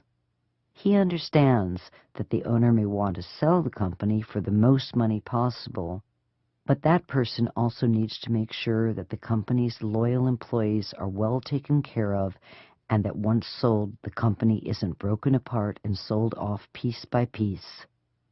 Over the years, Warren has enticed more than a dozen businessmen and women to sell their privately held companies to him, even when those owners have been offered more money by other companies and leveraged buyout firms. In the case of the Nebraska Furniture Mart, owner Rose Blumkin had been offered $80 million for the entire company by a German conglomerate. She wanted the money, but really didn't want to give up running the business she had built and loved. So instead of selling out to the Germans, she sold 90% of it to Warren for $40 million, because he agreed that Mrs. B and her sons could stay on and continue running the entire show. Warren got a fantastic business at a great price, with the brilliant Mrs. B and her all-star management team thrown into the deal, all because he spoke to her needs. And there is little doubt that A.L. Ueltschi, founder and chairman of Flight Safety, would have gotten more money if he had sold out to a leverage buyout firm.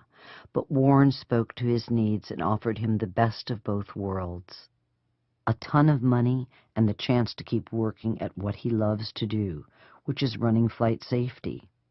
What did Warren get? He got a terrific business run by a genius of a man at a price that still keeps him smiling. Does it get any better than that? Chapter 19. Encourage others to come up with the right idea. Inducing the other person to come up with the right idea is far more powerful as a motivational tool than telling them the right idea. Warren is famous for hiring people and then not telling them what to do. Instead, he lets them set their own goals and standards. Invariably, they set the bar higher than he would have. Warren's managers would say that even though he never tells them what he expects from them, they know that he expects a great deal.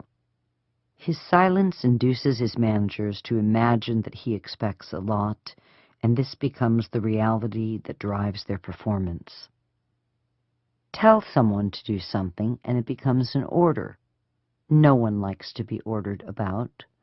We naturally resist anyone who gives us orders. However, if it is our idea, we treat it as gospel and act on it with purpose and conviction. We are in control. A perfect example is a motivational story that Carnegie used to tell about an auto dealership sales manager who, after many failed attempts at motivating his salesmen, finally called his sales team together and asked them to tell him what they expected of him as a manager. As he listened to their answers, he wrote them out on a blackboard. Then he asked what he had a right to expect from them. They spoke right up, saying that he could expect them to be honest, hard-working team players and that they would show initiative and optimism. They would set their own standards. Did they live up to them? Not only did they live up to them, they far exceeded them, bringing in record sales. It's a very simple concept that is easy to put into action in our everyday lives. Here are a few examples. Instead of ordering someone not to do something, illustrate the negative consequences of doing it. Don't swim in the lake becomes, there are crocodiles in the lake and they like to eat little children. The child is then induced to thinking of crocodiles eating him, which compels him not to swim in the lake. Instead of ordering someone to do something, illustrate the positive consequences of doing it. I want sales production to increase becomes, if sales production increases, it will make me happy and I'll be able to pay bigger bonuses at Christmas. The workers realize that an increase in sales will make for a happy manager and bigger Christmas bonuses. If you're wondering how to better manage your children, try using the same method. Sit your children down at the beginning of the school year and ask them what they expect out of you in the coming year. List their expectations, discussing them as you go. When you are finished and are comfortable with their expectations, agree to them. Then ask what you can expect out of them. You might just be shocked at how demanding they can be of themselves. Ask questions instead of giving direct orders. As we just said, Warren is famous among his managers for never giving a direct order. He is also well known for asking tons of questions. Warren recognizes that no one likes to get a direct order, just as no one likes to be told what to do. Bossy managers are usually hated and are the least likely to inspire workers to excel. A direct order might work in the military, but in civilian life it can cause lingering bitterness that drags on performance. Warren learned that great managers give their orders indirectly by a way of making suggestions. One way to make a suggestion is simply by asking questions. Asking questions makes your suggestion more palatable and often stimulates employees to come up with their own ideas for solving the problem.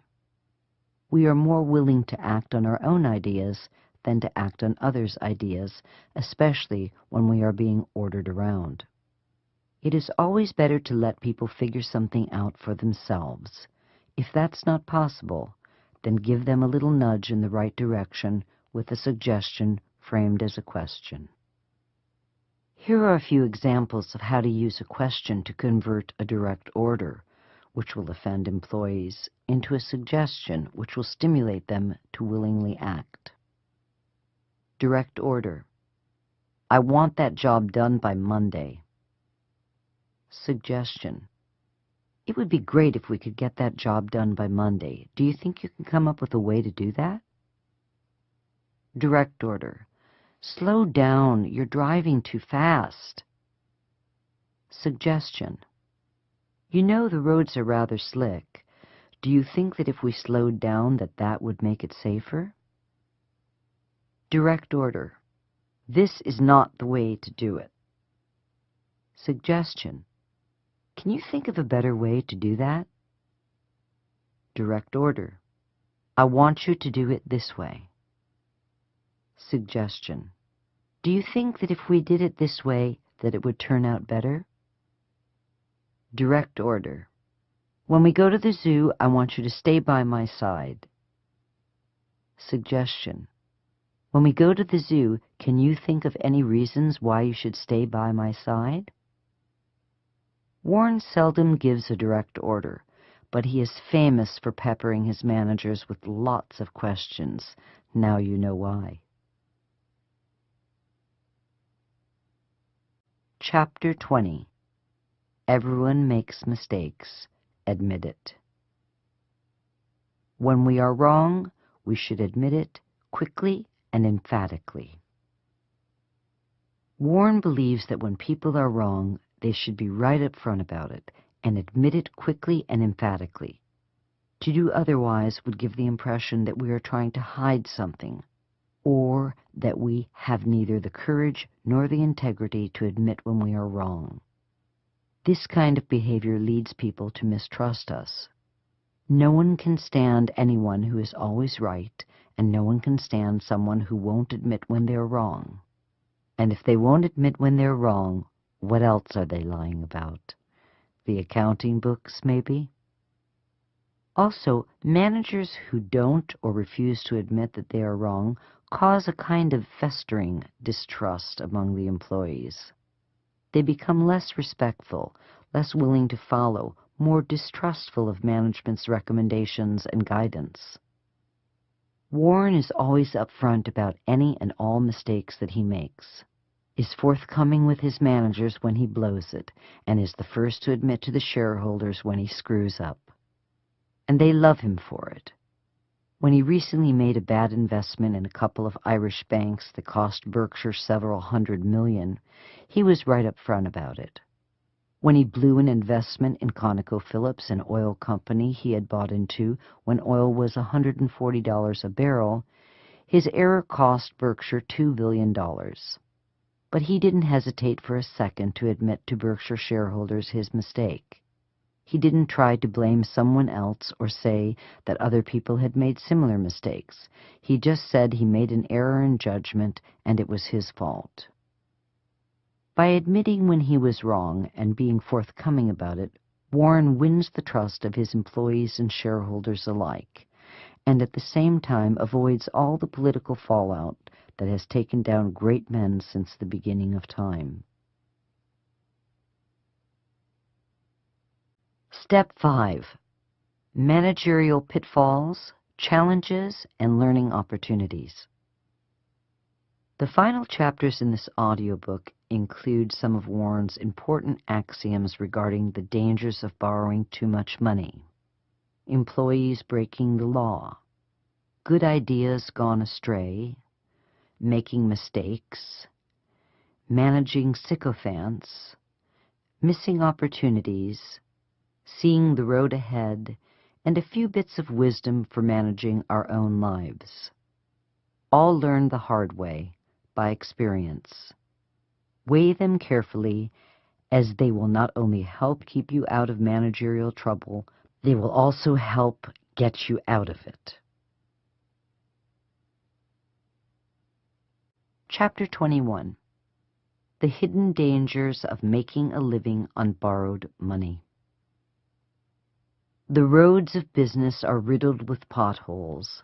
A plan that requires dodging them all is a plan for disaster. Warren Buffett.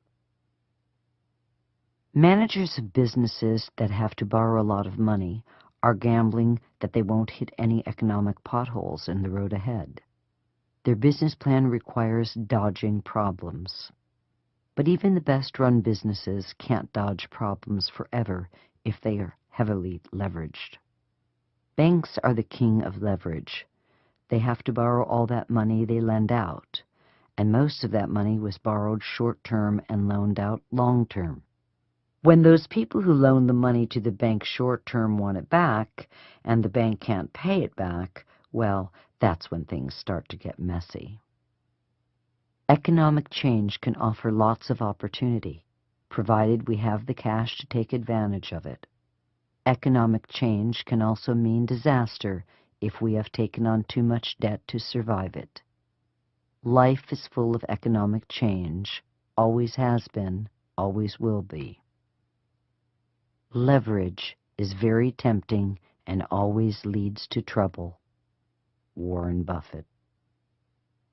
The temptation of leverage is that it can dramatically improve the performance of any business for the manager who learns how to use it. Let's say that in a normal year, the business you manage earns a $6 million profit without any debt. You have a business opportunity that costs $100 million, but it will earn $15 million a year. This sounds promising, doesn't it?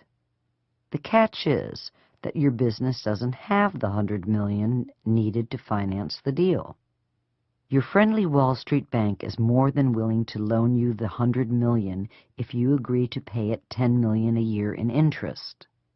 This means that after paying the $10 million in interest, you will earn a net profit of $5 million on the $15 million in new business. Add in the $6 million on the old business, and your company is now earning a total of $11 million. Make the deal, and you almost double your net earnings. Guess who gets the big bonus at the end of the year? You do, for your brilliant managing of the company's assets. With the Wall Street investment banks, the game of leverage was played out to an extreme. Borrow $100 billion at 5% short-term and loan it out at 7% long-term, and suddenly your firm is earning $2 billion a year in profit, and the financial press is writing about your $50 million salary. Now you know why managers tend to push their companies to take on as much leverage/debt as they can possibly put to profitable use. However, there is a catch, and it's a big one. What happens if there's a recession and your company's business income makes a dramatic drop, to the point that you cannot generate enough money to service the debt? In this case, you would start burning up the company's net worth until either the economy turned around and the business improved, or you were forced to put the company into bankruptcy. When companies begin contemplating bankruptcy, the company's old management is usually the first to go. However, if the company hadn't taken on the $100 million debt when the recession hits, all the company would have to do is cut back production to the point that it would meet the new lower level of demand, at which point it would start making money again. Yes, people would have lost their jobs, but the survival of the company would not be in question. When Warren looked at a company during the 50s and 60s, he always asked, how did it manage through the Great Depression? Did it do well, or did it fail? This told him a great deal about the historical nature of the company and its need to use debt. Warren still looks at the long-term historic performance of a company. He often mentions that companies that he has major investments in, like Coca-Cola and Wells Fargo, have 100-year histories. These are businesses that not only survived the Great Depression, they are companies that are going to survive the current recession as well. But he still keeps a watchful eye on how much debt all the companies he owns carry, knowing that in hard times it can kill even the best of businesses.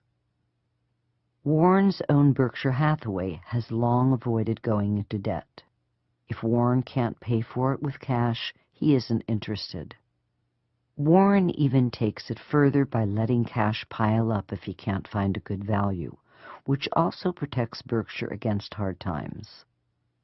In the heat of the Great Recession of '09, Berkshire was sitting on very little debt and only a very comfortable cushion of $20 billion in cash. This gave Warren plenty of restful nights and the economic firepower to take advantage of the lower stock prices that the recession brought. Old-school managers like Warren are very reluctant to use debt to improve earnings. They lived through the hard times and have the scars to prove it.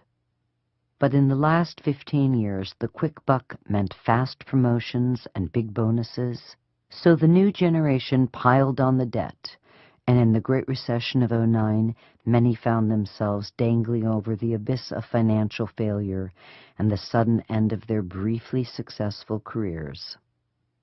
Sometimes old dogs know all the tricks. Chapter 22. Do good ideas always bear fruit? You can get into way more trouble with a good idea than a bad one. Warren Buffett. This is Warren quoting his late mentor Benjamin Graham, who taught Warren to take heed of the potential danger of a good idea. Managers never act on ideas they know are bad. These are killed at the start. But a good idea is acted upon, and if it is successful, it becomes an institution. Subprime mortgages were originally a good idea. They allowed good people with marginal credit to buy homes and mortgage brokers to make money. But eventually people with poor credit histories were qualifying for subprime mortgages. More people got homes and more mortgage brokers got even more money. Then one day we woke up to a recession, and people started losing their jobs, and they didn't have the money to make their subprime mortgage payments. Suddenly, the great idea started turning into a disaster. The same thing occurred with the insurance giant AIG, which sold insurance to banks and other institutions to cover the risk of default on a large number of investment-grade corporate bonds. AIG figured that the risk that thousands of corporations all over the world would go bust at the same time was practically zero, and that the premiums that the banks and institutions paid would never have to be paid out in claims. AIG raked it in, earning hundreds of millions in premiums. It was low risk, easy money. Then one day, the bank showed up wanting AIG to insure several groups of subprime loans that had been packaged together like the corporate bonds had been. AIG figured that since writing insurance on the corporate bonds was making them a ton of money, writing insurance on a pool of subprime mortgages would also be profitable.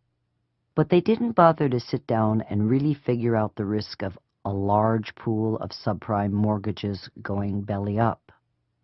And then the recession hit, and hundreds of thousands of subprime mortgages started going into default, and prices on the subprime bonds that AIG had insured started falling. And as they dropped, AIG had to put up more and more collateral to support its subprime insurance contracts. Then things went from bad to worse, and AIG ran out of assets it could put up as additional collateral. Suddenly, the company was at risk of defaulting on all of its subprime insurance contracts that it had sold to the financial institutions of the world. If AIG defaulted, all those banks and institutions it sold contracts to would be left with uninsured bond portfolios. This means the banks and institutions would be stuck for every dollar of decline in value that their bond portfolios suffered.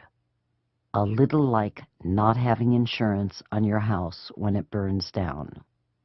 The prospect of AIG Failing to post more collateral essentially threatened to render a great many of the world's financial institutions insolvent, which would have meant a complete collapse of the world economy, which is why the U.S. Treasury stepped in with an $85 billion loan to AIG, because the entire game was on the table. In the end, a really great idea, insuring investment-grade corporate debt, got AIG into insuring pools of subprime mortgages, which turned out to be a really, really bad idea for AIG and the rest of the world. As Warren says, you can get into a lot more trouble with a good idea than a bad one. Chapter 23. How to Handle Employees Who Break the Law. There is plenty of money to be made in the center of the court. There is no need to play around the edges. Warren Buffett. This is the advice that Warren gave the managers of his companies after the fallout of Salomon Brothers' bond trading scandal. Salomon Brothers was a Wall Street investment bank famous for its bond trading prowess. In the late 1980s, Warren invested $700 million in the company's preferred stock.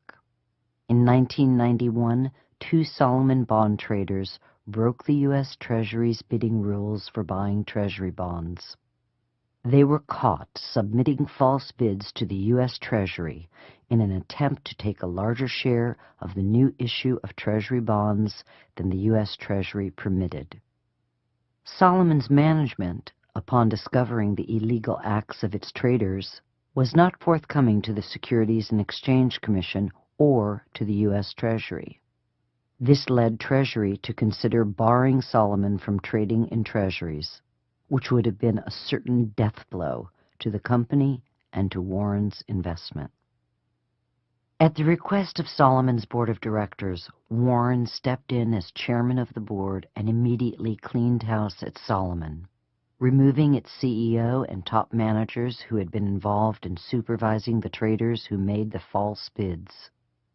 He also instigated an upfront policy with the U.S. Treasury, giving the investigators free access to Salomon's records.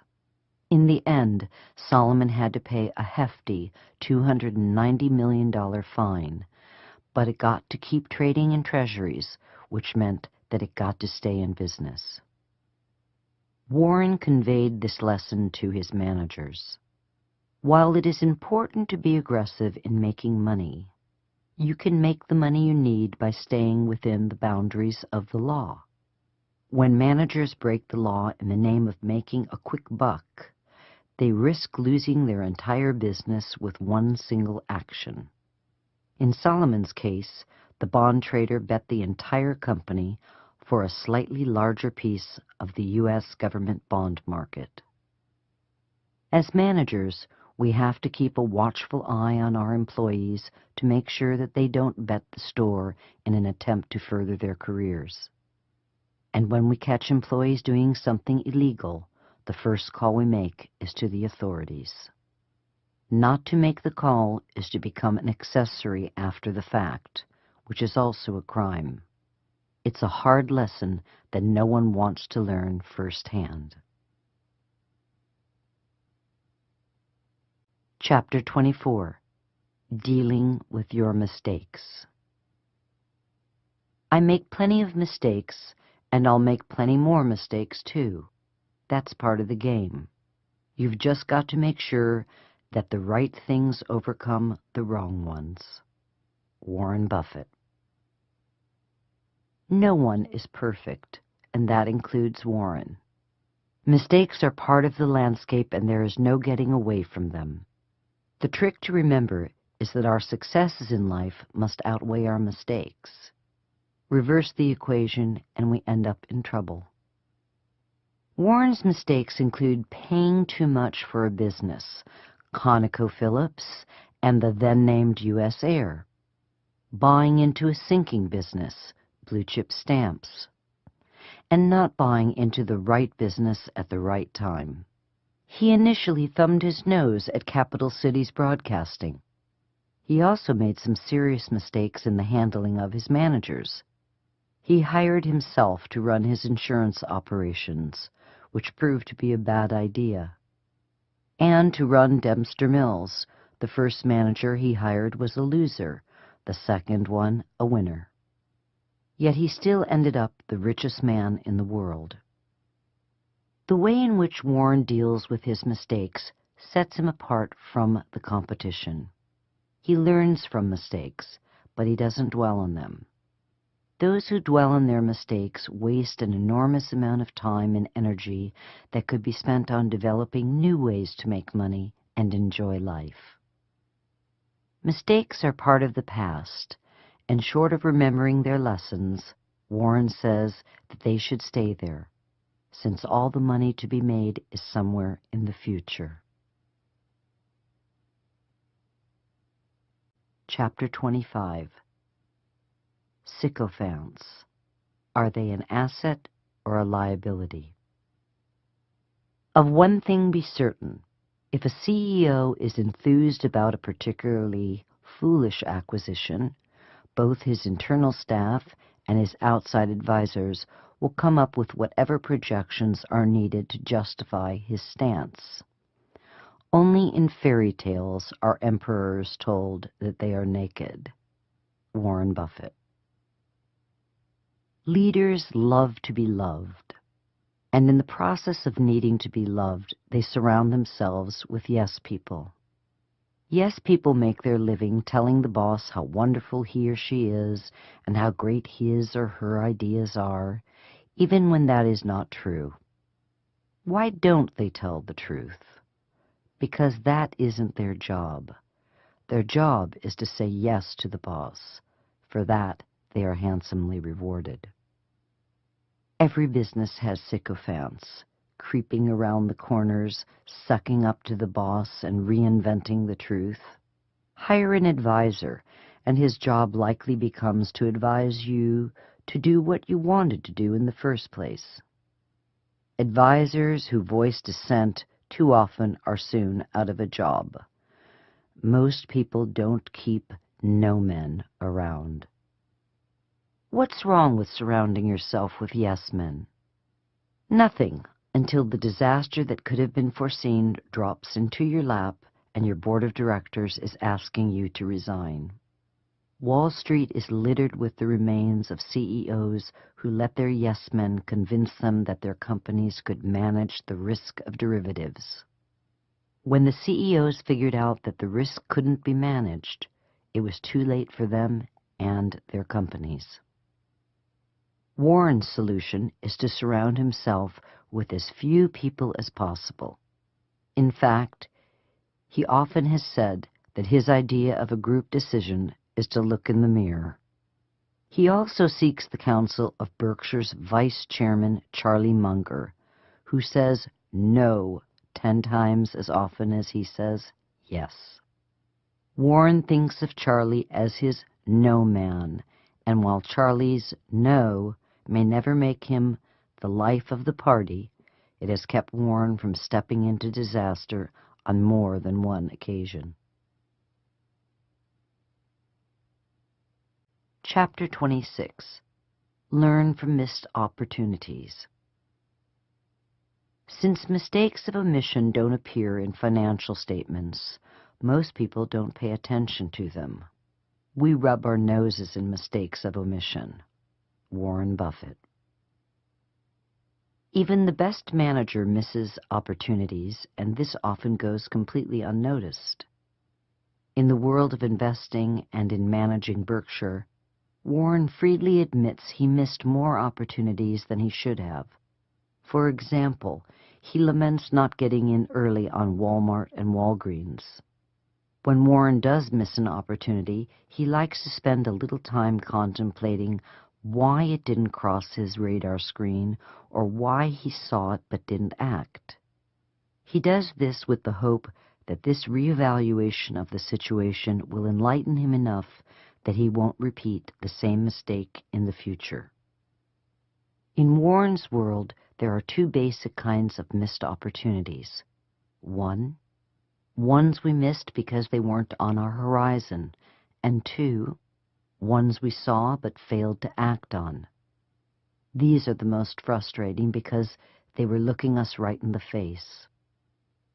If the opportunity simply wasn't on our horizon, the solution is to expand our field of search. There is a whole world of business brokers and investment bankers that are more than happy to show us potential opportunities. As for the opportunities that we can see but don't act on, the most common reason for missing one is that we erred in calculating the risk involved. These are opportunities we would have liked to have acted on, but mistakenly deemed as too risky. Mistakes of omission due to miscalculation of risk are the easiest to understand. We took in all the information we had available and made a judgment call based on that information. If we don't have the right knowledge, we can't competently make the judgment call. This is why Warren lets the managers of his individual companies make even the biggest decisions regarding the companies they run. He trusts that they know their game better than he does. But mistakes of omission that occur because we didn't have our eyes open to opportunity are errors that speak to our management ability and our organizational skills. A good manager is always looking for opportunity and has put the necessary infrastructure in place to assist him. The best managers follow Warren's example.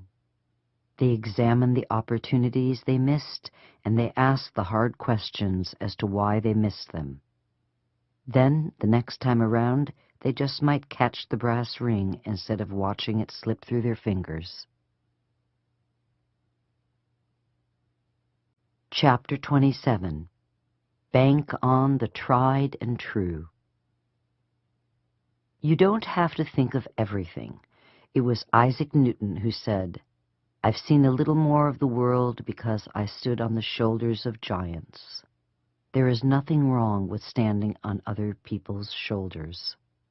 Warren Buffett. One of the great errors of young managers is that they think they have to have an original idea or some stroke of creative genius to catapult them to the top. These brilliant ideas, more often than not, lead to costly folly.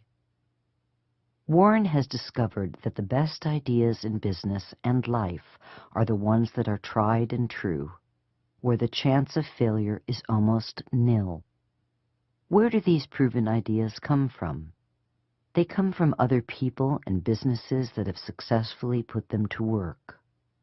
By studying successful businesses, we can get dozens of great ideas about how to do something right. And by studying unsuccessful businesses, we can learn how easy it is to do something wrong. Miles Davis, the great jazz musician, once remarked, "Lesser artists borrow, great artists steal." The same can be said of great business managers.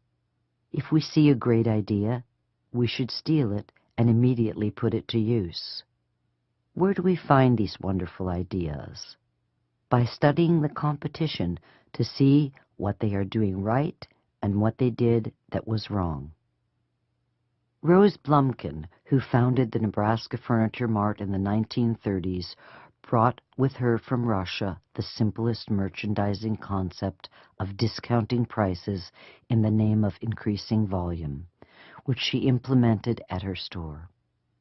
The local established merchants refused to discount, and Rose took away tons of their business, so much, in fact, that they sued her for unfair trade practices. Her defense was simple. The other merchants charged too much. The judge ruled in Rose's favor, and the next day he and his wife went down to her store and bought carpeting for their home. Rose didn't invent discounting. She borrowed an idea that merchants were using in Russia and used it to make money in her new home in America. Jack Ringwalt owned and operated a small insurance company called National Indemnity in Warren's hometown of Omaha. Jack ran his company with a keen eye on costs and was fanatical about underwriting discipline. He would only write insurance if he knew it would make him money. If rates dropped, he simply stopped writing policies, even if it meant having his staff sit around doing nothing, which he could afford to do because he had built up a surplus of capital during the good times. He once told Warren, "There is no such thing as a bad risk. There are only bad rates." Jack made himself rich running his business this way, and when Warren bought National Indemnity, he not only kept Jack's philosophy of disciplined underwriting in place, he put it into practice in every insurance company he has invested in since. Disciplined underwriting has allowed Berkshire to grow from being a small insurance company in Omaha to one of the largest insurance operations in the world. You don't have to stand on top of Mount Everest to know that it's high, and you don't have to be a genius to identify a great manager or a well-run business. But once you do, pay attention and start learning from the pros. It works for Warren, and it will work for you. Chapter 28. Move up in life. It's better to hang out with people who are better than you. Pick out associates whose behavior is better than yours, and you'll drift in that direction. Warren Buffett. According to Warren, in the management of our personal lives, we are who we hang out with. Hanging out with a lowlife will drag us down, while hanging out with a smart, educated person will draw us up. Warren spent most of his time as a teenager at the racetrack, where he learned to calculate odds. Instead of falling into a life of gambling, however, he was able to put his knowledge of calculating probability to use in college and graduate school. He found mentors who were considerably older and wiser than he, who took an interest in him and steered him into the world of finance and investing. He moved up. In Warren's early days of running an investment partnership, he cultivated friendships with Omaha's business elite, including Nick Newman, who took warehousing techniques developed during World War II and used them to create the modern supermarket chain, and Jack Ringwalt, founder of the National Indemnity Company, who introduced Warren to the concept of disciplined underwriting. Later in life, he spent time with Katharine Graham, owner of the Washington Post, and Bill Gates, founder of Microsoft. These friendships paid off for Warren over the years and gave him creative, successful business role models to emulate. Warren's lesson here: we are who we associate with. Aim high in your associations and you will get to the top. Aim low and there is no telling how low you'll go. Chapter 29. Manage you for inflation. The best asset during inflation is your own earning power. Anything you do to improve your own talents and make yourself more valuable will get paid off in terms of appropriate real purchasing power. If you do something well, whether you're a Major League Baseball player or you're a good assistant, whatever it may be, you are your best asset. Warren Buffett. Warren says you should think of yourself as a business. Although you may not look like a business or act like a business, you're a business with an infinite ability to earn, and your greatest asset is yourself. When you're young and inexperienced, your business doesn't make much money, but the more education and experience you acquire, the more your earning potential increases. Education and experience are the two keys to getting your business up and running. Whether you are an accountant or a rock star, everyone starts at the bottom and works their way up. Yes, Daddy may have opened a door or two, but the reality is that to get to the top and stay at the top, you must have the energy and drive to excel at your chosen craft or profession. Warren believes that you should take good care of your business, which means taking good care of your health and getting a good education. You should find ways to improve your earning potential and protect it from disaster. When it comes to staying ahead of inflation, nothing beats your potential to earn. The more special your business is, the freer you are to raise prices. People in unique professions have always had the upper hand as an inflation hedge because the lack of competition allows them to charge more for their services. The rule here is simple.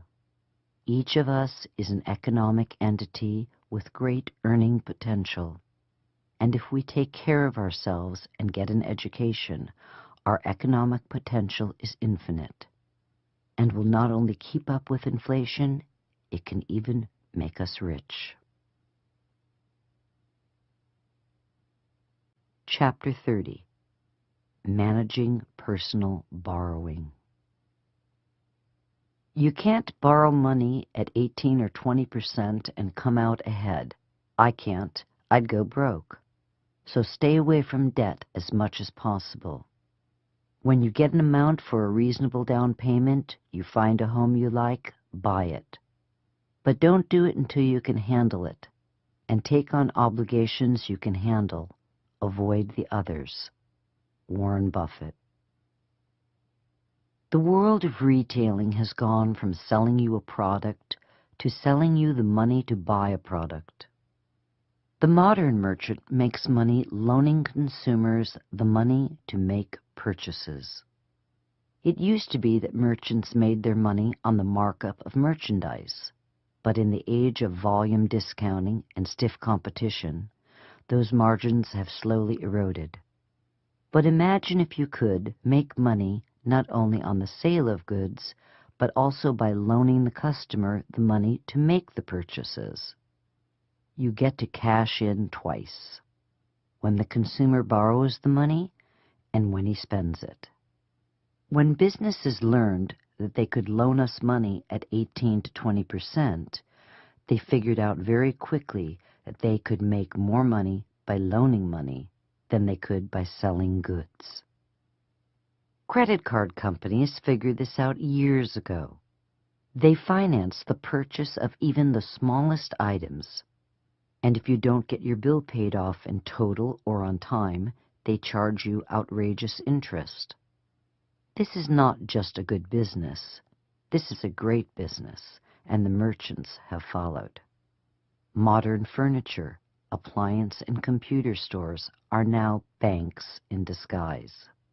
They would much rather finance your purchase of a new TV or refrigerator than allow you to pay in cash. In order to facilitate this money-making scheme, the modern